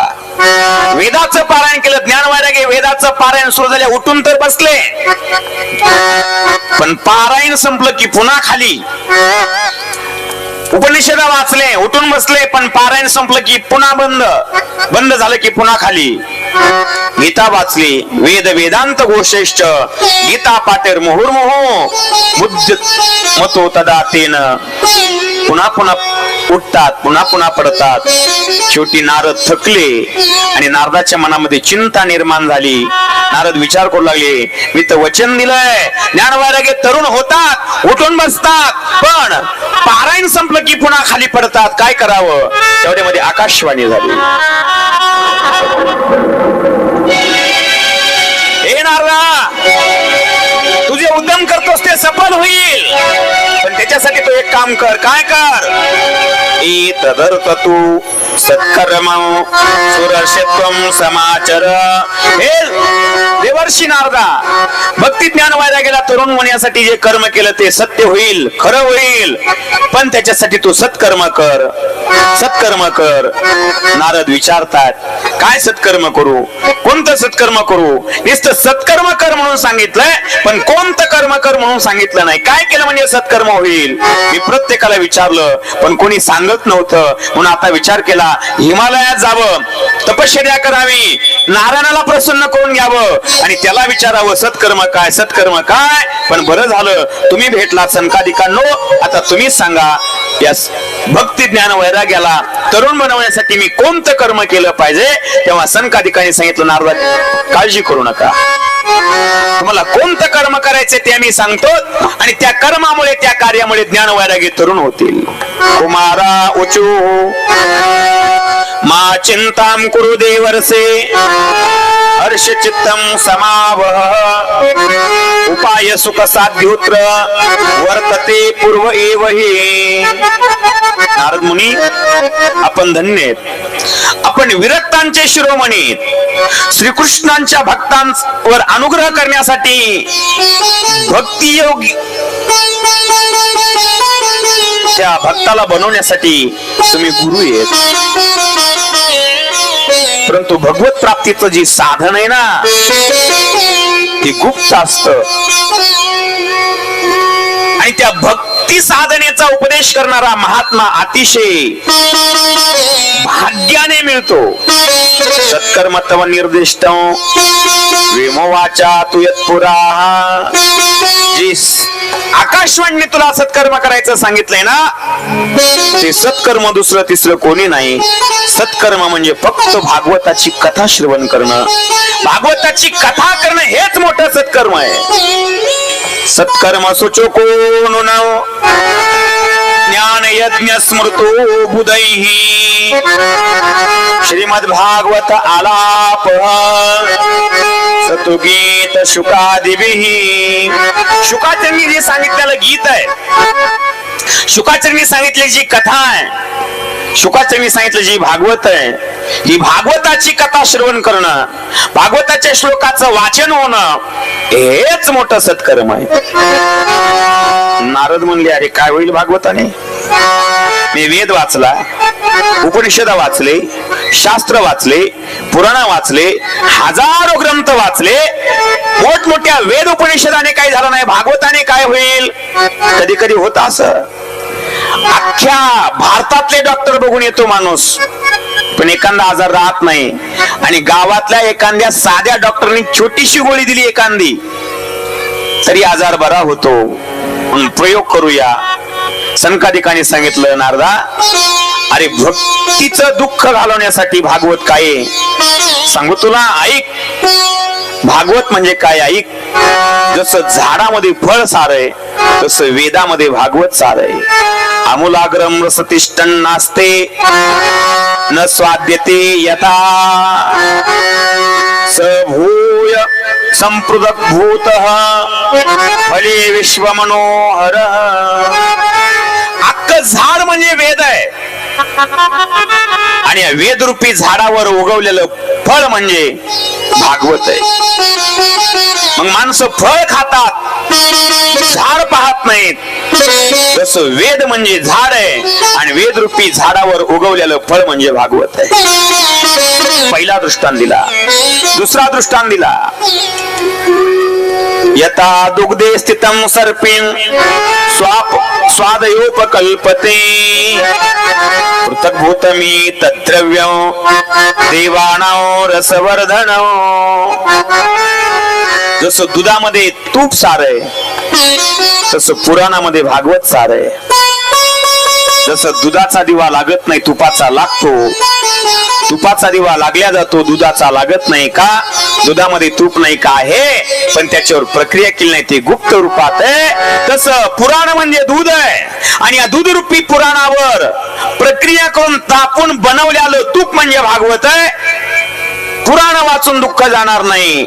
दुधाने जसा दिवा लागणार नाही तसं पुराणाने तसं दुःख जाणार नाही, पण तुपाचा दिवा लागतो तसं भागवताने दुःख जातं. दुसरा दृष्टांत देतात आणि तिसरा दृष्टांत देतात. इक्षुनामपि माद्यांतं शर्करा व्याप्य तिष्ठति पृथग्भूता च सामिष्टा तथा भागवती कथा. तसं उसामध्ये साखर व्याप्त आहे तसं शास्त्रामध्ये भागवत सार आहे. तथा भागवती कथा. म्हणून तुला जर भक्ती ज्ञान वैराग्याचं दुःख घालवायचं असेल नारदा, तर त्याच्यासाठी तू एक काम कर. काय कर? भागवताची कथा आहे का? भक्तिमा नारदा, भक्तीचं दुःख जाईल. इदं भागवतं नाम पुराणं ब्रह्म संहितं भक्ति ज्ञान विरागाणां स्थापनाय प्रकाशितो. नारदांनी सांगितलं, ठीक आहे. सनकादिकांनी हरिद्वारला गंगेच्या काठावर वाळूचं आसन बनवलं. नारदानं कलकल करणारा यमुनेचा गंगेचा कलर वाहतोय. पशुपक्ष्यांची किलकिलाट आहे. विशाल वटवृक्ष आहे. हरिद्वारला गंगेच्या काठावर वाळूचं आसन बनवलेलं आहे. गंगाद्वारी समीपे तो तटमानंद नामक. आनंद नावाचा तट आहे. त्या आनंद नावाच्या तटावर नारदाने आसन बनवलं. 3 आसन पुढे टाकले. व्यासपीठावर सनकादिक बसले आले आणि भागवताची कथा सुरू होती. यत्र भागवती वार्ता तत्र भक्त्यादिकं रजेत कथा शब्दं समाकर्ण्य तांत्रिकं तारुणायते. भागवताची कथा सुरू होते. सनकादिक प्रारंभ करतात. भागवताचं महात्म्य सुरू होतं आणि महात्म्य सुरू झाल्यावर सनकादिकाच्या मुखातले शब्द बाहेर पडतात. ते वायूच्या रूपामध्ये वृंदावनला येतात. भक्ती ज्ञान वैराग्याच्या कानात घुसतात आणि भक्ती ज्ञान वैराग्याच्या कानात घुसल्यावर अपूर्व रस उदित होतो आणि तो रस दुर्बळ आणि वृद्धावस्थेत पडल्या ज्ञान वैराग्याला तरुण बनवतो. जिथे श्रीमद भागवताची कथा असते त्या ठिकाणाहून वृंदावनवरून हरिद्वारला भक्ती ज्ञान वैराग्य नाचत नाचत येतात. सर्वांना आनंद होतो. भागवताची कथा पुन्हा ऐका असं विचार सांगतात. आनंद होतो. ज्ञान वैराग्य समोर बसलेले सनकाधिक बसलेले 3 आसनं पुढे मांडलेले आणि त्या 3 आसनावर हे भक्ती ज्ञान वैराग्य नाचत नाचत येतात आणि सर्वांच्या समोर येऊन बसतात. भक्ती सुतवतो तरुणो गृहीत्वा प्रेमये करूपा तसा विरासे श्री कृष्ण गोविंद हरे मुरारे नाथेती नामानी मोरवदती त्यांच्या गतां भागवतात भूषाम सुचारो वेशाम दुषु सदस्या श्री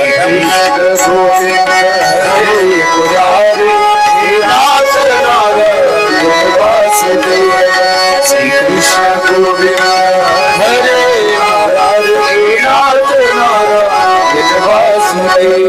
तामच्या गतां भागवतात भूषाम सुचारो वेशाम दुदृशु सदस्या कथं प्रविष्टा कथमागतेयो मध्ये मुनीना मिति तर्कयन्त. श्री कृष्ण गोविंद हरे मुरारे हे नाथ नारायण वासुदेव. श्री कृष्ण गोविंद हरे मुरारे.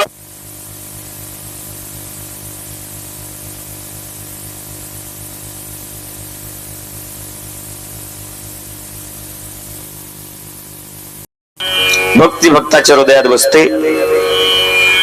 नारदाला आनंद होतो आणि नारदाला आनंद झाल्यावर नारद विचारतायत, महाराज भागवताच्या कथेने ज्ञान वैराग्य तरुण झालं, भक्तीचं दुःख गेलं, पण या भागवताच्या कथेने पाप जातात का?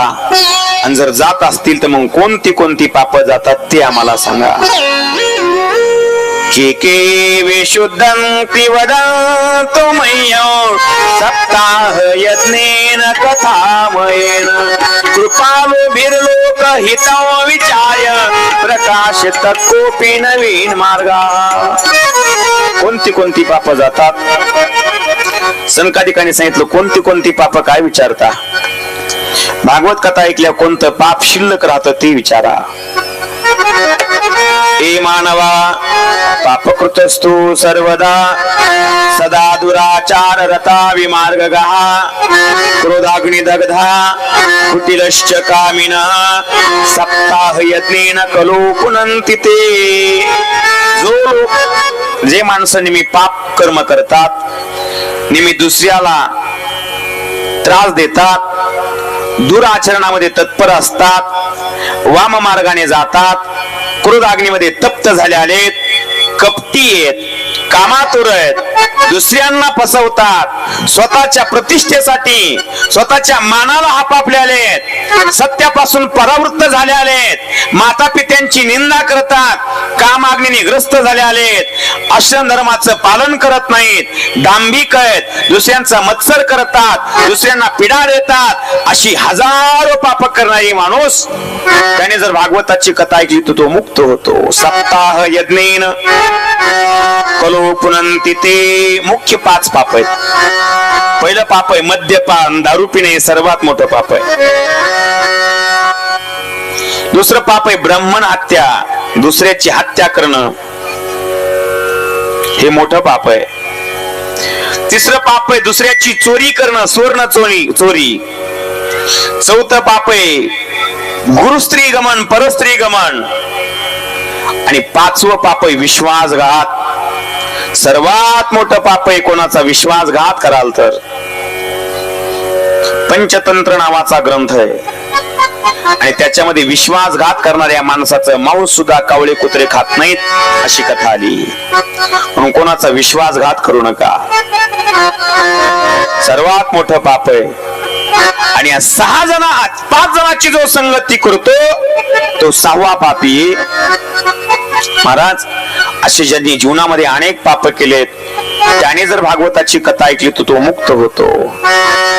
कायेन वाचा मनसापि पातकं नित्यं प्रकुर्वन्ति शताहतेन परस्वपुष्ट्वा मलिना दुराशयाः सप्ताह यज्ञेन कलो पुनन्ति ते। महाराज, जिवंतपणी कथा ऐकल्या तो पाप जातातच, पण एखादा माणूस जर मेला, पाप करून करून मेला आणि त्याच्या प्रीत्यर्थ जर कथा केली तर असा महात्मा, असा दुराचारी सुद्धा भागवताच्या कथेने मुक्त होतो. काय पुरावा आहे? पुरावा सांगता. अत्र ते कीर्तयिष्याम इतिहासं पुरातन यश श्रवण मात्रेन पापहानी प्रजायते. हा पुरातन इतिहास आहे. हा जर श्रवण केला तर ऐकणाऱ्याचं पाप नष्ट होतंय. तुंगभद्रा नावाची नदी, आणि तुंगभद्रा नावाच्या नदीच्या काठावर एक उत्तम नगर आहे, तुंगभद्रा तटी. त्या नगरामध्ये आत्मदेव नावाचा एक ब्राह्मण राहतो. आत्मदेव पुरी तस्मिन. त्या आत्मदेवाची पत्नी अतिशय सुंदर आहे, दिसायला सुंदर आहे पण स्वभावानं बंदर आहे. कोण? आत्मदेवाची बायको. माणसं दिसायला सुंदर नसावेत, स्वभावाला सुंदर असावेत. दिसायला काय करायचं, पण माणसं दिसण्याच्या पाठीमागे धावतात. ही आत्मदेवाची बायको सुंदर आहे पण तिचा स्वभाव बंदर आहे. कसा स्वभाव आहे तिचा? स्वभाव सांगतात. लोक वार्ता रता क्रूरा प्राशयो बहुजल्पिका शुराच गृह कृत्येषु कृपणा कलप्रिया. आत्मदेवाच्या बायकोला लोकाची निंदा करण्यामध्ये आनंद मिळतो. लोकाची निंदा करण्यासाठी ती तत्पर आहे. पण ऐकाकडे, हा निंदक जो असतो ना, कोणी आपली निंदा करत असेल तर त्याला खुशाल करू द्या. निंदा करणारा माणूस ज्याची निंदा करतो त्याचं पाप स्वतःच्या डोक्यावर घेतो. तुमच्या घरच्यानं जर तुम्हाला कपडे धुवायला दिले किंवा आपण जर यांना कपडे धुवायला दिले तर माता मावल्या कपडे धुण्यासाठी एक तर साबण मागतील, नाहीतर निरमा मागतील. आपण जर लॉन्ड्रीवर कपडे धुवायला टाकले भागवत महाराज तर आपल्याला त्याला पैसे द्यावे लागतील. बरोबर आहे. पण हा निंदक आहे ना, हा निंदक आपले पापरूपी कपडे धुवून देतो. पैसेही घेत नाहीत, मोलही घेत नाहीत, पण पापरूपी वस्त्र आपले धुवून दिल्याशिवाय राहत नाहीत. मग कोणी आपली निंदा करत असेल तर खुशाल करू द्या. ज्ञानोबा सांगतात, ती निंदकापाशी आशिष पापे. काय झालं? उन्हाळ्याचे दिवस होते. एक शेतकरी शेतामध्ये काम करत होता आणि एक माता माऊली दुपारची त्याची भाकरी घेऊन रानात जाऊ लागली. दुपारची भाकरी टोपल्यात मांडल्या होत्या. भाकरी होत्या, काही भाजी असेल, काही असेल. आणि रस्त्याने जाता जाता अचानक वाऱ्याची झुळूक आली आणि तांब्यावर झाकलेलं जे झाकण होतं भाजीच्या, ते वाऱ्याच्या झुळकीने खाली पडलं. टोपल्यातच पडलं पण खाली पडलं. आणि तेवढ्यामध्ये आकाशामधून एक घार चालली होती. त्या घारीच्या तोंडामध्ये एक विषारी साप होता. खालून माता माऊली चालली होती, वरून घार चालली होती. तिच्या तोंडात विषारी साप होता. तिने पकडला होता चोचीने आणि त्या सापाच्या तोंडातलं विष गरळ खाली पडू लागली. आणि तेवढ्यात ही माऊली खाली जाऊ लागली. योगायोग असा आला की त्या सापाच्या तोंडातलं विष त्या भाजीच्या तांब्यात पडलं. कोणत्या? जी घेऊन चालली तिच्या. तिला माहित नाही काय झालं. ती बिचारी रानात गेली. तिच्या मालकाने आऊत सोडलं. त्याने भाकरी ठेवल्या, त्याने हातपाय धुतले. दुपारची वेळ होती, भूक लागली होती. त्याने जेवण केलं आणि जेवण केलं त्या तांब्यामध्ये विष होतं. परिणाम, सापाचं विष त्याच्या अंगात भिनलं आणि 2 तासाने तो माणूस मेला. सर्व क्रिया झाली. पण 4-2 दिवसानं रस्त्यावर माणसं बसली होते वट्यावर. गावात वटा असतो ना, प्रत्येक गावात असतो ना वटा, असतो का नाही? काय म्हणतात त्या वट्याला? हा, तो वटा असतो प्रत्येक गावात ठराविक. आणि त्या वट्यावर माणसं विनाकारण बसली असतात गप्पा मारत. आणि 4 म्हातारे बसले होते, गप्पा मारू लागले. रामभाऊ काय माहितीये तुला? नाही. अरे त्या फलाण्या बाईचा नवरा मेला ना. कस काय मेला? अरे कशाचा मेला आणि काय मेला कोणाला माहित नाही, त्या बाईनच मारला. तिलाच तो मान्य नव्हता, त्या दोघात वाद होत होता, तिनेच मारला. निंदा करू लागले बसल्या बसल्या. इकडे काही दिवसांनी चित्रगुप्ता, आपल्या दोन्ही भुजा 2 चित्रगुप्त असतात, पाप पुण्याचा हिशोब करतात. पाप पुण्याचा हिशोब करू लागले. तेव्हा हा माणूस सापाच्या गरळीने मेलाय, पण याचं पाप लावायचं कोणाला? सापाला. अरे सापाला कशाला लावायचं? तो तर मरू लागला ना. आणि मरताना त्याचं विष खाली पडलं होतं, त्याने थोडं जाणून बुजून टाकलं होतं. सापाला पाप लावता येणार नाही म्हणजे घारीला लावा का? घारीने साप उचलला होता म्हणजे घारीला लावता येणार नाही का? घारीचं तर ते साप खाद्य, आणि घार तर आपल्या खाद्याला अन्नाला खाऊ लागली ना. घारीचा काय दोष आहे? म्हणजे मग हे पाप त्या बाईला लावा जिने भाकरी घेऊन गेली होती, जिच्या तांब्यात विष पडलं होतं. अरे त्या बाईला माहितच नव्हतं ना, तिच्यावर कसं पाप लावायचं? म्हणजे पाप टाकायचं कुठं? म्हणजे वट्यावर जी माणसं बसली होती चर्चा करत,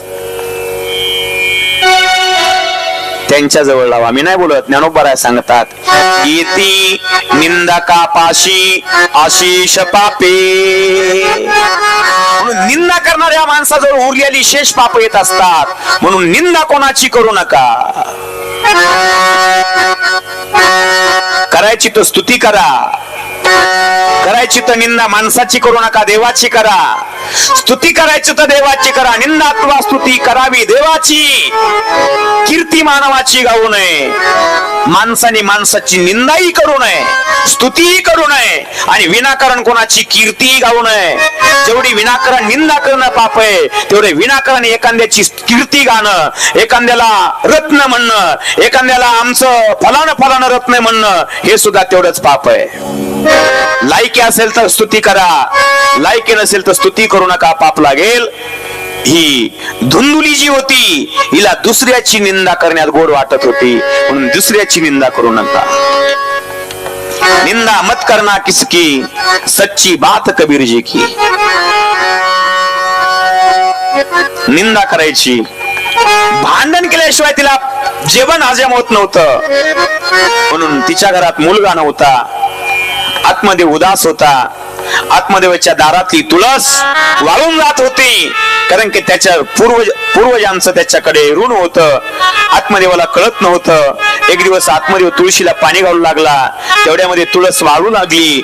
एक माणूस जाऊ लागला, विचारला, आत्मदेवा रोज तुळशीला पाणी घालतो? हा, मग तुळस वाळून जाते? हा, का जाते माहित नाही. याचं कारण आहे, तुला संतती नाही, तुला मुलगा नाही. आणि जोपर्यंत ग्रस्ती आश्रमातल्या माणसाला मुलगा नाही, तोपर्यंत पितर त्याच्यावर रुष्ट असतात. म्हणून तुझ्या घरी पितरांचं पाप आहे.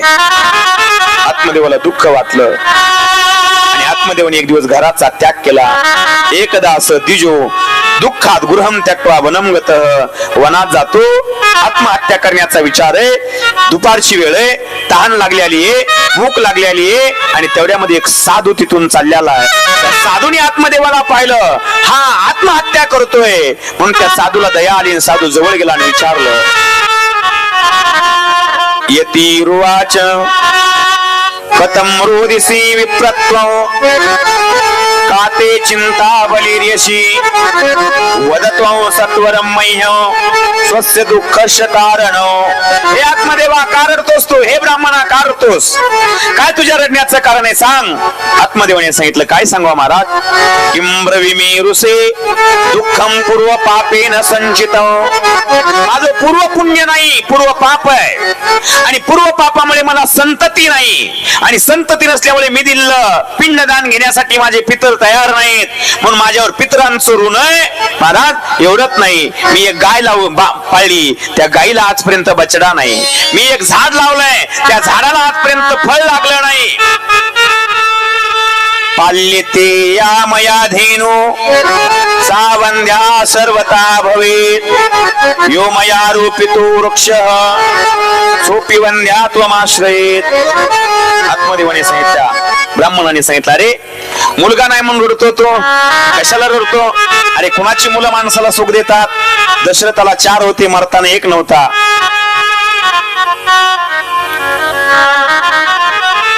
सगराला 100 होते, 60,000 होते, मरताना 1 नव्हता. धृतराष्ट्राला 100 होते, मरताना 1 नव्हता. अरे सोड मुलाची आपल्या आशा, मुलं सुख देतात असं नाही, उलट मुलगा जर कुपुत्र निघाला तर दुःख होत. मुलाची आशा सोड. मुंच ज्ञानम प्रजारूपो बलिष्ठा कर्मणोगती विवेकम तु समासाध्य त्याचे संसार वासना. हे ब्राह्मणा, संसाराची वासना सोड आणि तू एक काम कर, चल भजन कर. शृणु विप्रमया त्यज्य, तुझ्या प्रारब्धात असं लिहिलंय, प्रारब्धम तु विलोकित 7 जन्मावधी तव पुत्र नैवच नैवच, 7 जन्मात तुला मुलगा होणार नाही. ऐकलं? त्या आत्मदेवाने ब्राह्मणाचे पाय पकडले, सांगितलं, महाराज करील ते काय नो हे महाराज, तुम्ही त्या ठिकाणी काही करू शकता, मला मुलगा द्या. त्यांनी सांगितलं, शक्य नाही, तुम्ही जर नाही मुलगा दिला तर मी मस्तक करून तुमच्या पायावर प्राण देईल, पण मला मुलगा हवाय. त्या ब्राह्मणाला दया आली. ब्राह्मणाने झोळीतलं फळ काढलं, त्या आत्मदेवाच्या हातात दिलं आणि सांगितलं, जा हे फळ तुझ्या पत्नीला खाऊ घाल, 1 वर्षात तुला मुलगा होईल. पण एक नियम, सत्य बोलायचं सांग. धुंदुलीला हे कधी जमलं नाही. सुचिरभूतपणाने वागायचं सांग, दया करायची सांग, दान करायचं सांग आणि 1 वेळा जेवायचं सांग. 1 वर्षात तुझ्या पत्नीला मुलगा होईल. सत्यम शौचम दानो दया दानम मेक भुक्तम तु भोजन वर्षावधी स्त्रिया कार्य तेन पुत्रोती निर्मल. आनंद झाला. पळत पळत घरी आला, बायकोच्या हातात फळ दिलं, बायकोने ते फळ हातात घेतलं, विचार केला, खाऊ तर मुलगा होईल. तिला मुलगा नको होता, नाही खाऊ तर फळ वाटोळं होईल, काय करावं? तेवढ्यामध्ये डोक्याला हात लावून बसली. तिचीच मैत्रीण त्या गावात राहत होती. तरुणी कुटिला तस्य सखे ग्रचारुरोधुहा अहो चिंता ममोत्पन्ना फलं चाहून बक्षसे. त्या मैत्रिणी विचारलं, बहिणा धुंदुली बसलीस? हा का? अगं माझा नवरा कुठेतरी गेला होता सकाळी सकाळी, हे फळ घेऊन आलाय, मला म्हणतो हे फळ खा, फळ खाल्ल्यावर मुलगा होईल. फळानं फुलानं जर मुलं झाली असते तर मग लग्न करायची गरजच काय होती? 900 कन्या पुत्र होती, का करणे लागे पती. तिने सांगितलं, बाई खा फळ. तिने सांगितलं, मी फळ खाईल, पण मी असं ऐकलंय, फल बक्षेन गर्भस्यात गर्भेनो उदर वृद्धिता. मी फळ खाल्ल्यावर गर्भ वाढेल, गर्भ वाढल्यावर उदर वाढेल, उदर वाढल्यावर मला जेवण कमी जाईल. स्वल्प भक्षम ततो शक्ती, माझी शक्ती कमी होईल आणि शक्ती कमी झाल्यावर माझ्या घरातलं काम कोण करील? गृह कार्यम कथम भवेत. तिने अनेक प्रकारे समजावून सांगितलं. तिने अनेक प्रकारचे तर्क कुतर्क सांगितले. एवं कुतर्क योगेन तत्फलम नैव भक्षितम. पतीने विचारलं, फळ खाल्लं? हा खाल्लं. पत्न्या पृष्ठम फलम भुक्तम भुक्तम चेती तयोरितम. दुसऱ्या दिवशी तिची बहीण त्याच गावात राहत होती, ती बहीण आली. एकदा भगिनी तस्या तद्गृहम स्वइच्छा आगता. तिने बहिणीला वृत्तांत सांगितला. आता बहिणीला अगोदर 2-4 मुलं होती. तिला वाटत होतं हिला मुलगा झाला तर मग मला काय मिळणार नाही, हिला नाही झाला तर माझा एखादा वटीत घेईल. ठरल्या गेलं.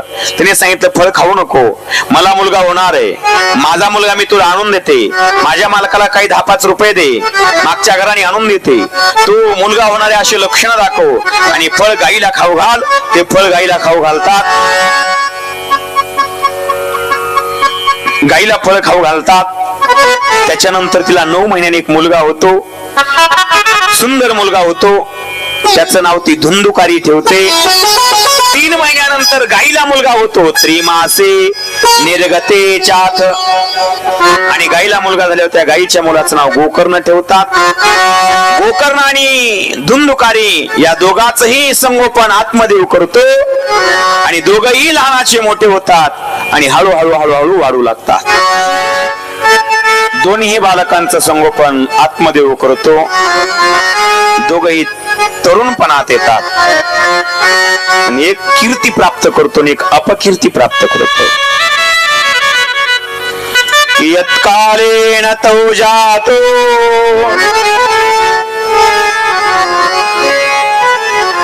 तरुणोतनया वुहू गोकर्ण पंडितो ज्ञानी धुंदुकारी महाकल. गोकर्ण वेदाचा अध्ययन करतो, पंडित बनतो आणि धुंदुकारी महाकल बनतो. पंडित कोणाला म्हणतात? सा अस्या संजयता सपंडितः सत असत विवेचना बुद्धी सपंडितः. ज्याला सत असताचं ज्ञान आहे त्याला पंडित म्हणतात. ज्याला एका वस्तूचं ज्ञान आहे, संगीतामध्ये पंडित पदवी असते. बरोबर आहे? संगीतात पंडित पदवी असते. पंडित पेक्षा पुढे पुन्हा पदवी नाही. सर्वात मोठी संगीतातली पंडित पदवी पंडित भीमसेन जोशी. तीच पदवी तेवढी लागू होती. आता कोणी कोणाला पंडित म्हणायला.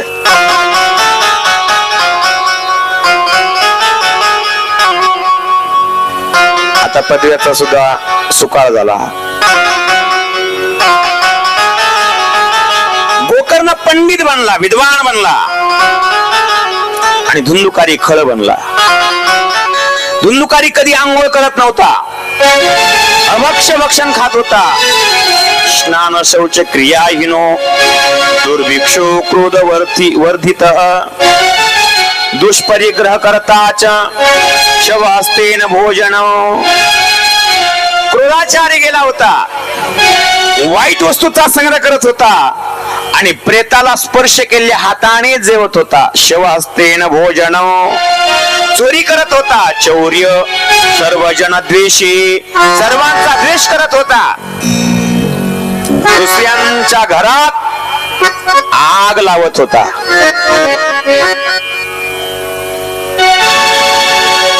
धुंदुकारी काडी पेटीनं लावित होता आणि तुम्ही आम्ही जिबीनं लावतो. दुसऱ्याच्या घराला जिबीनं आग लावल्यानंतर काय होतंय? चांगले चांगले माणसं लावतात, तो स्वतःला गुरु म्हणून घेणारे माणसं आग लावतात. भयंकर आहे.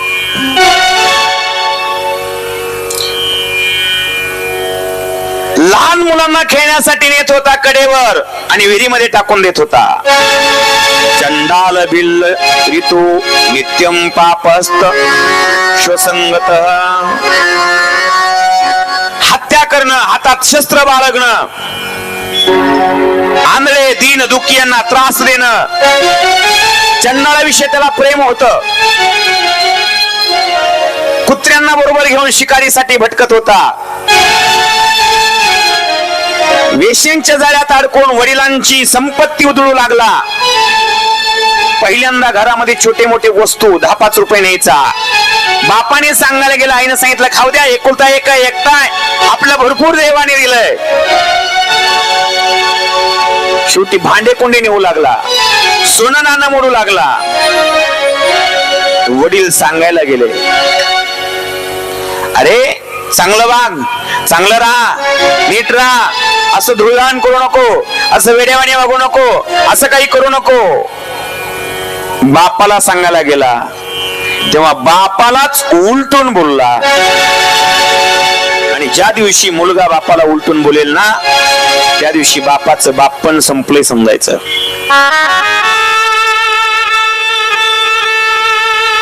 बापाला उलटून बोलला. बापाने विचार केला, अरे जो मुलगा नव्हता, मला संतती नव्हती म्हणून वनात गेलो, ज्या साधूने मला तत्वज्ञानाचा उपदेश केला पण तुम्ही ऐकला नाही. साधू म्हणला होता, अरे कशाचा मुलगा, कशाची मुलगी, जो मुलगा तुला आग लावणार आहे, जो मुलगा तुला आग लावणार आहे, त्या मुलाला मुलगा काय म्हणतोस? आणि खरंच सांगू का, माणसाला मुलगा असेल तर तो मुलगाच माणसाला आग लावणार. जो मुलगा आग लावित असतो मग ती संपत्तीला आग लावील, आपल्या नावाला आग लावील, एखाद्या वेळेला आपल्या रूपाला आग लावील, एखाद्या वेळेला आपल्या देहाला आग लावील. एखाद्या वेळेला देहाला आग लावली तर पुन्हा आपल्याला पाहायला मिळणार नाही, पण त्याने जर आपल्या संपत्तीला आपल्या डोळ्यासमोर आग लावली तर आपलं तीळ अंतःकरण तुटल्याशिवाय राहणार नाही. आपल्या कीर्तीला, वैभवाला, आपल्या नावाला आग लावली तर तीळ आपण तुटल्याशिवाय राहणार नाहीत. काय करायचंय मुलगा? सांगितलं होतं मला, पण मी ऐकलं नाही, मला पटलं नाही साधूच, आणि मी कमवत राहिलो मुलासाठी. तोच मुलगा आज मला स्मशानात नेऊन आग लावणार आहे.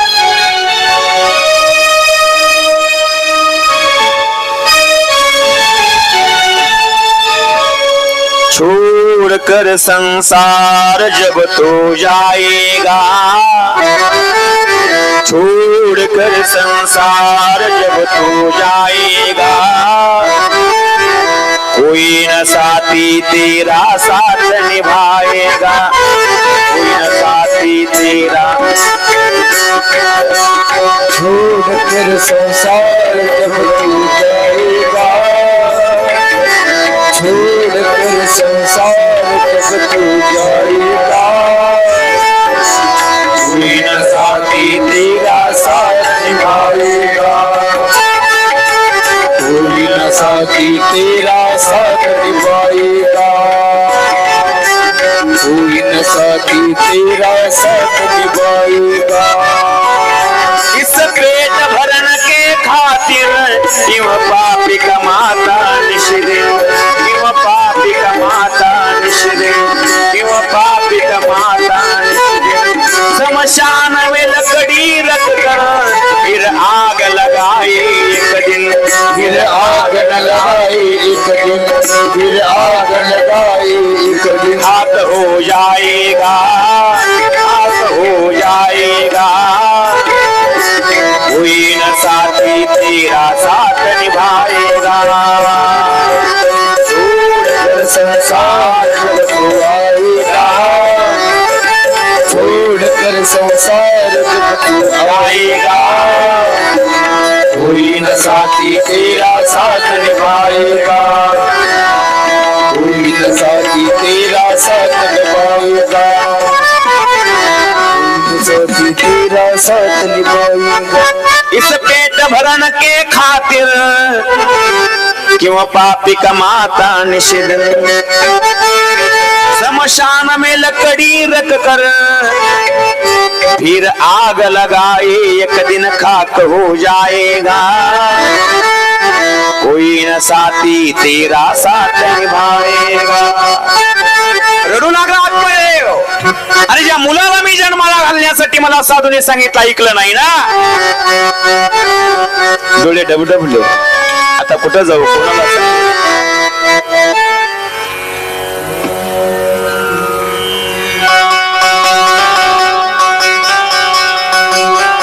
तिष्ठामि को गच्छामि को मे दुःखं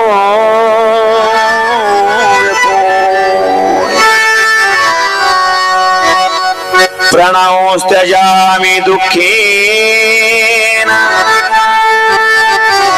हा कष्टं मम संस्थितम्.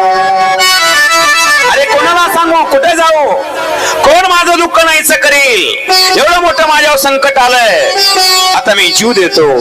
आत्मदेव रडू लागला आणि त्या रडणाऱ्या आत्मदेवाजवळ गाईचा मुलगा येतो, सांगतो, बाबा कशाला रडताय? असाल खलु संसारो दुःख रूपी विमोहक. हा संसार दुःखामुळे आहे बाबा. न चंद्रस्य सुखम किंचित न सुखम चक्रवर्तीनः सुखमस्ति विरक्तस्य मुनी रेकांत जीविनः. बाबा या संसाराची वासना सोडा, मुंच ज्ञानम प्रजारूपम मोहतो नरको गती. हा संसार मोहाने नरकात घालतो बाबा. एक काम करा. काय करू? हे शरीर तुमचं नाही. हाड मांस रक्त याचं कोठार आहे. शरीर म्हणजे मी नाही. हा मीपणा सोडून द्या. स्त्री पुत्रांना सुद्धा आपलं मानू नका. हा संसार क्षणभंगूर आहे. नेहमी वैराग्य रसामध्ये आनंद घ्या. देहस्थिती मांस रुधिरे भीमती त्यजत्वं जाया सुतादिषु समतां ममतां विमुञ्च पश्यानिशं जगदिदं क्षणभंगनिष्ठ वैराग्य रागरसिको भव भक्तिनिष्ठ. बाबा हा मुळात देह सुद्धा तुमचा नाही बाबा. कारण की या देहाचा जर भरवसा नसेल तर हा देह तुमचा काय असेल? तुमचा असेल तर मग या देहाचा भरवसा काय बाबा? भरवसा या जीवनाचा बाबा. एक दिवस चालता चालता श्वास थांबणार आहे बाबा. एक दिवस चालता चालता तुमची क्षमा बुजणार आहे बाबा. एक दिवस दम निघून जाईल आणि चालता चालता एक दिवस दम निघून गेल्यावर या शरीराचा उपयोग काय बाबा? हा श्वास सुद्धा आपला नाही. हे जीवन सुद्धा आपलं नाही. आणि जीवनामध्ये लागणारी शक्ती ती शक्ती सुद्धा आपली नाही बाबा. सांस रुक जाएगी चलते चलते. सांस रुक जाएगी चलते चलते. सांस रुक जाएगी चलते चलते. सांस रुक जाएगी चलते चलते. क्षमा बुझ जाएगी चलते चलते. क्षमा भूल जाएगी चलते चलते. दम निकल जाएगा. दम निकल जाएगा. दम निकल जाएगा रोशनी का. क्या भरोसा है इस जिंदगी का. क्या भरोसा है इस जिंदगी का. क्या भरोसा है इस जिंदगी का. क्या भरोसा है इस जिंदगी का. ही दुनिया एक हकीकत आहे. या दुनियेमध्ये जेवढी माणसं आलेत ना तेवढे फक्त सुखासाठी आपल्या जवळ आहे. वेळ आल्यावर कोणी जवळ येणार नाही बाबा. ऐका. म्हणून वेळेच्या अगोदर सावध व्हा. भगवंताचं भजन करा. धर्मं भजस्व सत्यम त्यज लोक धर्मान. लोक धर्माला सोडून द्या. भगवंताचं भजन करणं हा धर्म आहे बाबा. या दुनियातल्या लोकांना विचार करू नका. ही दुनियातली हकीकत असे. चलता चलता या ठिकाणी कोण कधी बदलेल सांगता येणार नाही. म्हणून माणूस जन्माला आलाय ना. माणसाच्या जन्माचं फर्ज आहे कर्तव्य भगवंताचं भजन करणं. आणि म्हणून तुम्ही एक काम करा. साधू संतांची पूजा करा. सेवस्व साधू पुरुषान यही काम तृष्णाम. आणि म्हणून कामनेचा त्याग करा बाबा. आणि साधूची सेवा करा. ही दुनिया एक हकीकत आहे. इथे चलता चलता माणसं मरतात बाबा. दुनिया है ये हकीकत पुरानी. दुनिया है हकीकत पुरानी. उसकी रवानी चलते रुकना है इसकी रवानी. फर्ज पूरा करो. फर्ज पूरा करो. फर्ज पूरा करो बंदगी का. क्या भरोसा है इस जिंदगी का. क्या भरोसा है इस जिंदगी का. क्या भरोसा है इस जिंदगी का. क्या भरोसा है इस जिंदगी का.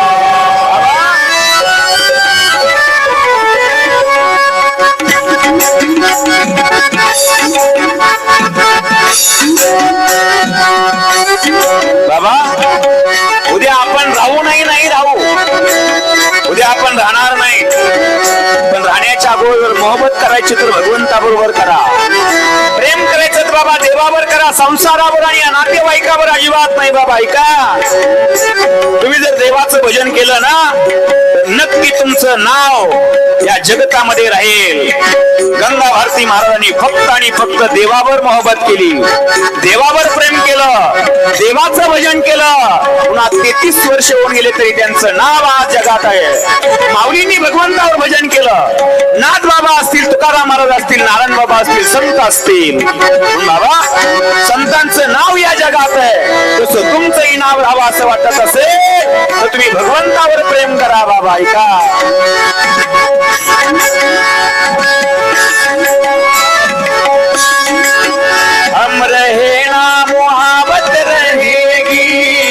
रहेगा मोहब्बत रहेगी, रास्ता अपनी दुनिया रहेगी, रास्ता अपनी दुनिया कहेगी।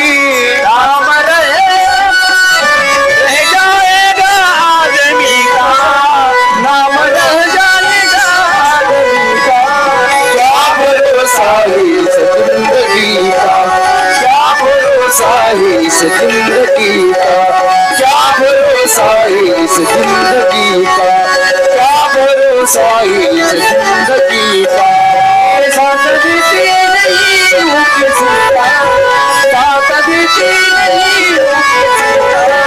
क्या भरोसा है इस जिंदगी का, क्या भरोसा है इस जिंदगी का, क्या भरोसा है इस जिंदगी का। आत्मदेवाला उपदेश करतात. आत्मदेव भागवताच्या दशम स्कंदाचा पाठ करतो, मुक्त उगतो श्रीकृष्ण माप नियतम दशमश पाठ. आत्मदेव मुक्त होतो, गोकर्ण तीर्थयात्रा करायला जातो. आई एकटीच घरात आहे. हा धुंदुकारी 5 वेळेस शांतो घरात ठेवतो. आईला धन मागतो, आई धन नाही म्हणून सांगते. एक दिवस आईला मारतो आणि याच्या भीतीने आई कुपे पात कृष्ण रात्रो तेन सा निधनम गता, एका विहिरीमध्ये उडी मारते आणि आई मरते. आई मेल्यावर भाऊ यात्रेला गेले. हा 5 वेश्या घरात आणतो. शब्द स्पर्श रूप रसगंध आणि पंचविषय भोगू लागतो. त्यावेळेला त्या स्त्रिया सांगतात आम्हाला धन पाहिजे. हा राजाच्या घरी चोरी करतो, डाका टाकतो, धन घेऊन येतो. त्या 5 स्त्रिया ते धन वाटून घेतात, पण विचार करतात त्याने राजाच्या घरी चोरी केली, एक दिवस पकडल्या जाईल आणि पकडल्यावर धन कुठे विचारले आपलं नाव सांगेल, म्हणून आपण याला मारलं पाहिजे. त्या 5 स्त्रिया त्याला मारतात. तो मरत नव्हता. तप्त अंगार समोश्च तन्मुखे ही विचुक्षुपुः अग्निज्वालाती दुःखेन व्याकुलो निधनम गतः.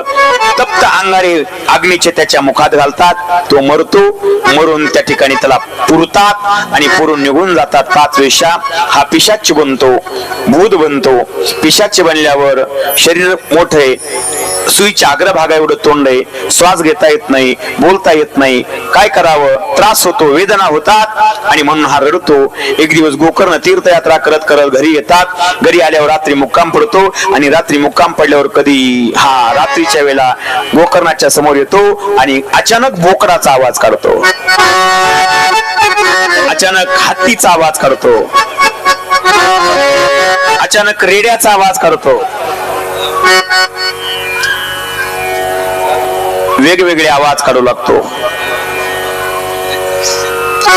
ओरडतो, विवळतो, हत्तीच्या आवाजात रडतो, भुंकल्यासारखा करतो. वेगवेगळे आवाज ऐकतात, वेगवेगळ्या आवाजाने घाबरतो. धुंदुकारी घाबरतो आणि घाबरल्यानंतर गोकर्ण घाबरतो.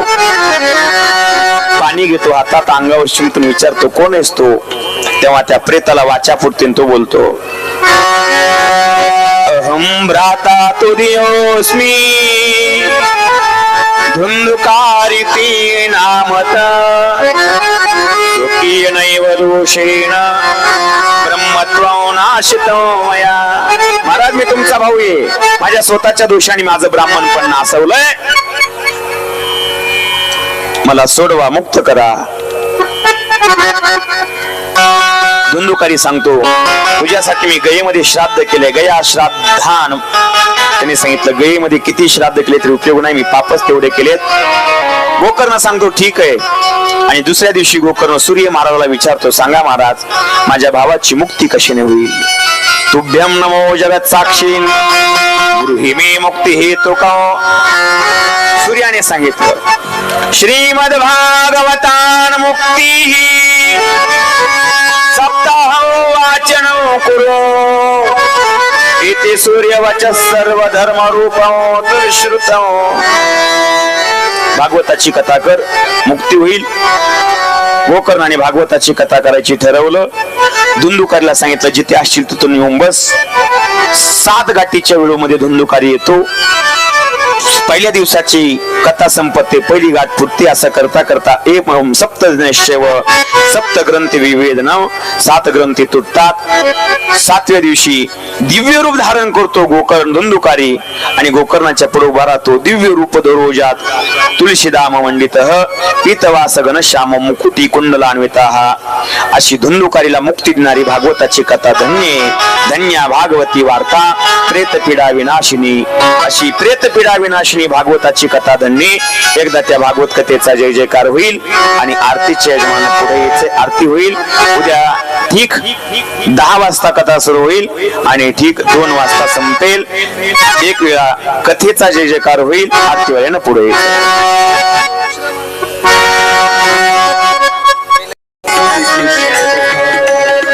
जय श्री कृष्ण जय जय कृष्ण हो जिसे श्रवण कर मिट जाती है जिसे श्रवण कर मिट जाती है जन्म जन्म की कथा कृष्ण कथा. जय श्री कृष्ण कथा जय श्री कृष्ण कथा श्रीमद् भागवत कथा.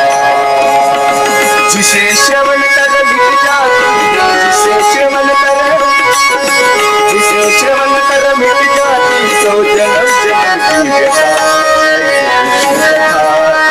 जय श्री कृष्ण कथा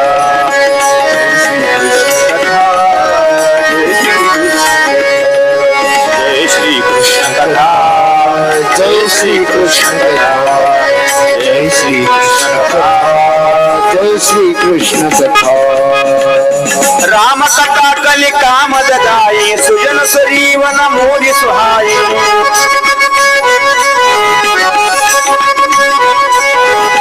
विश्राम सकल मनोरजनी राम कथा तेरा परमारथ बन जाए.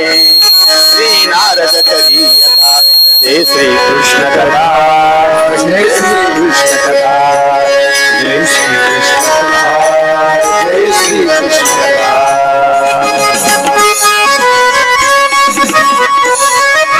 आजची कथा थांबते.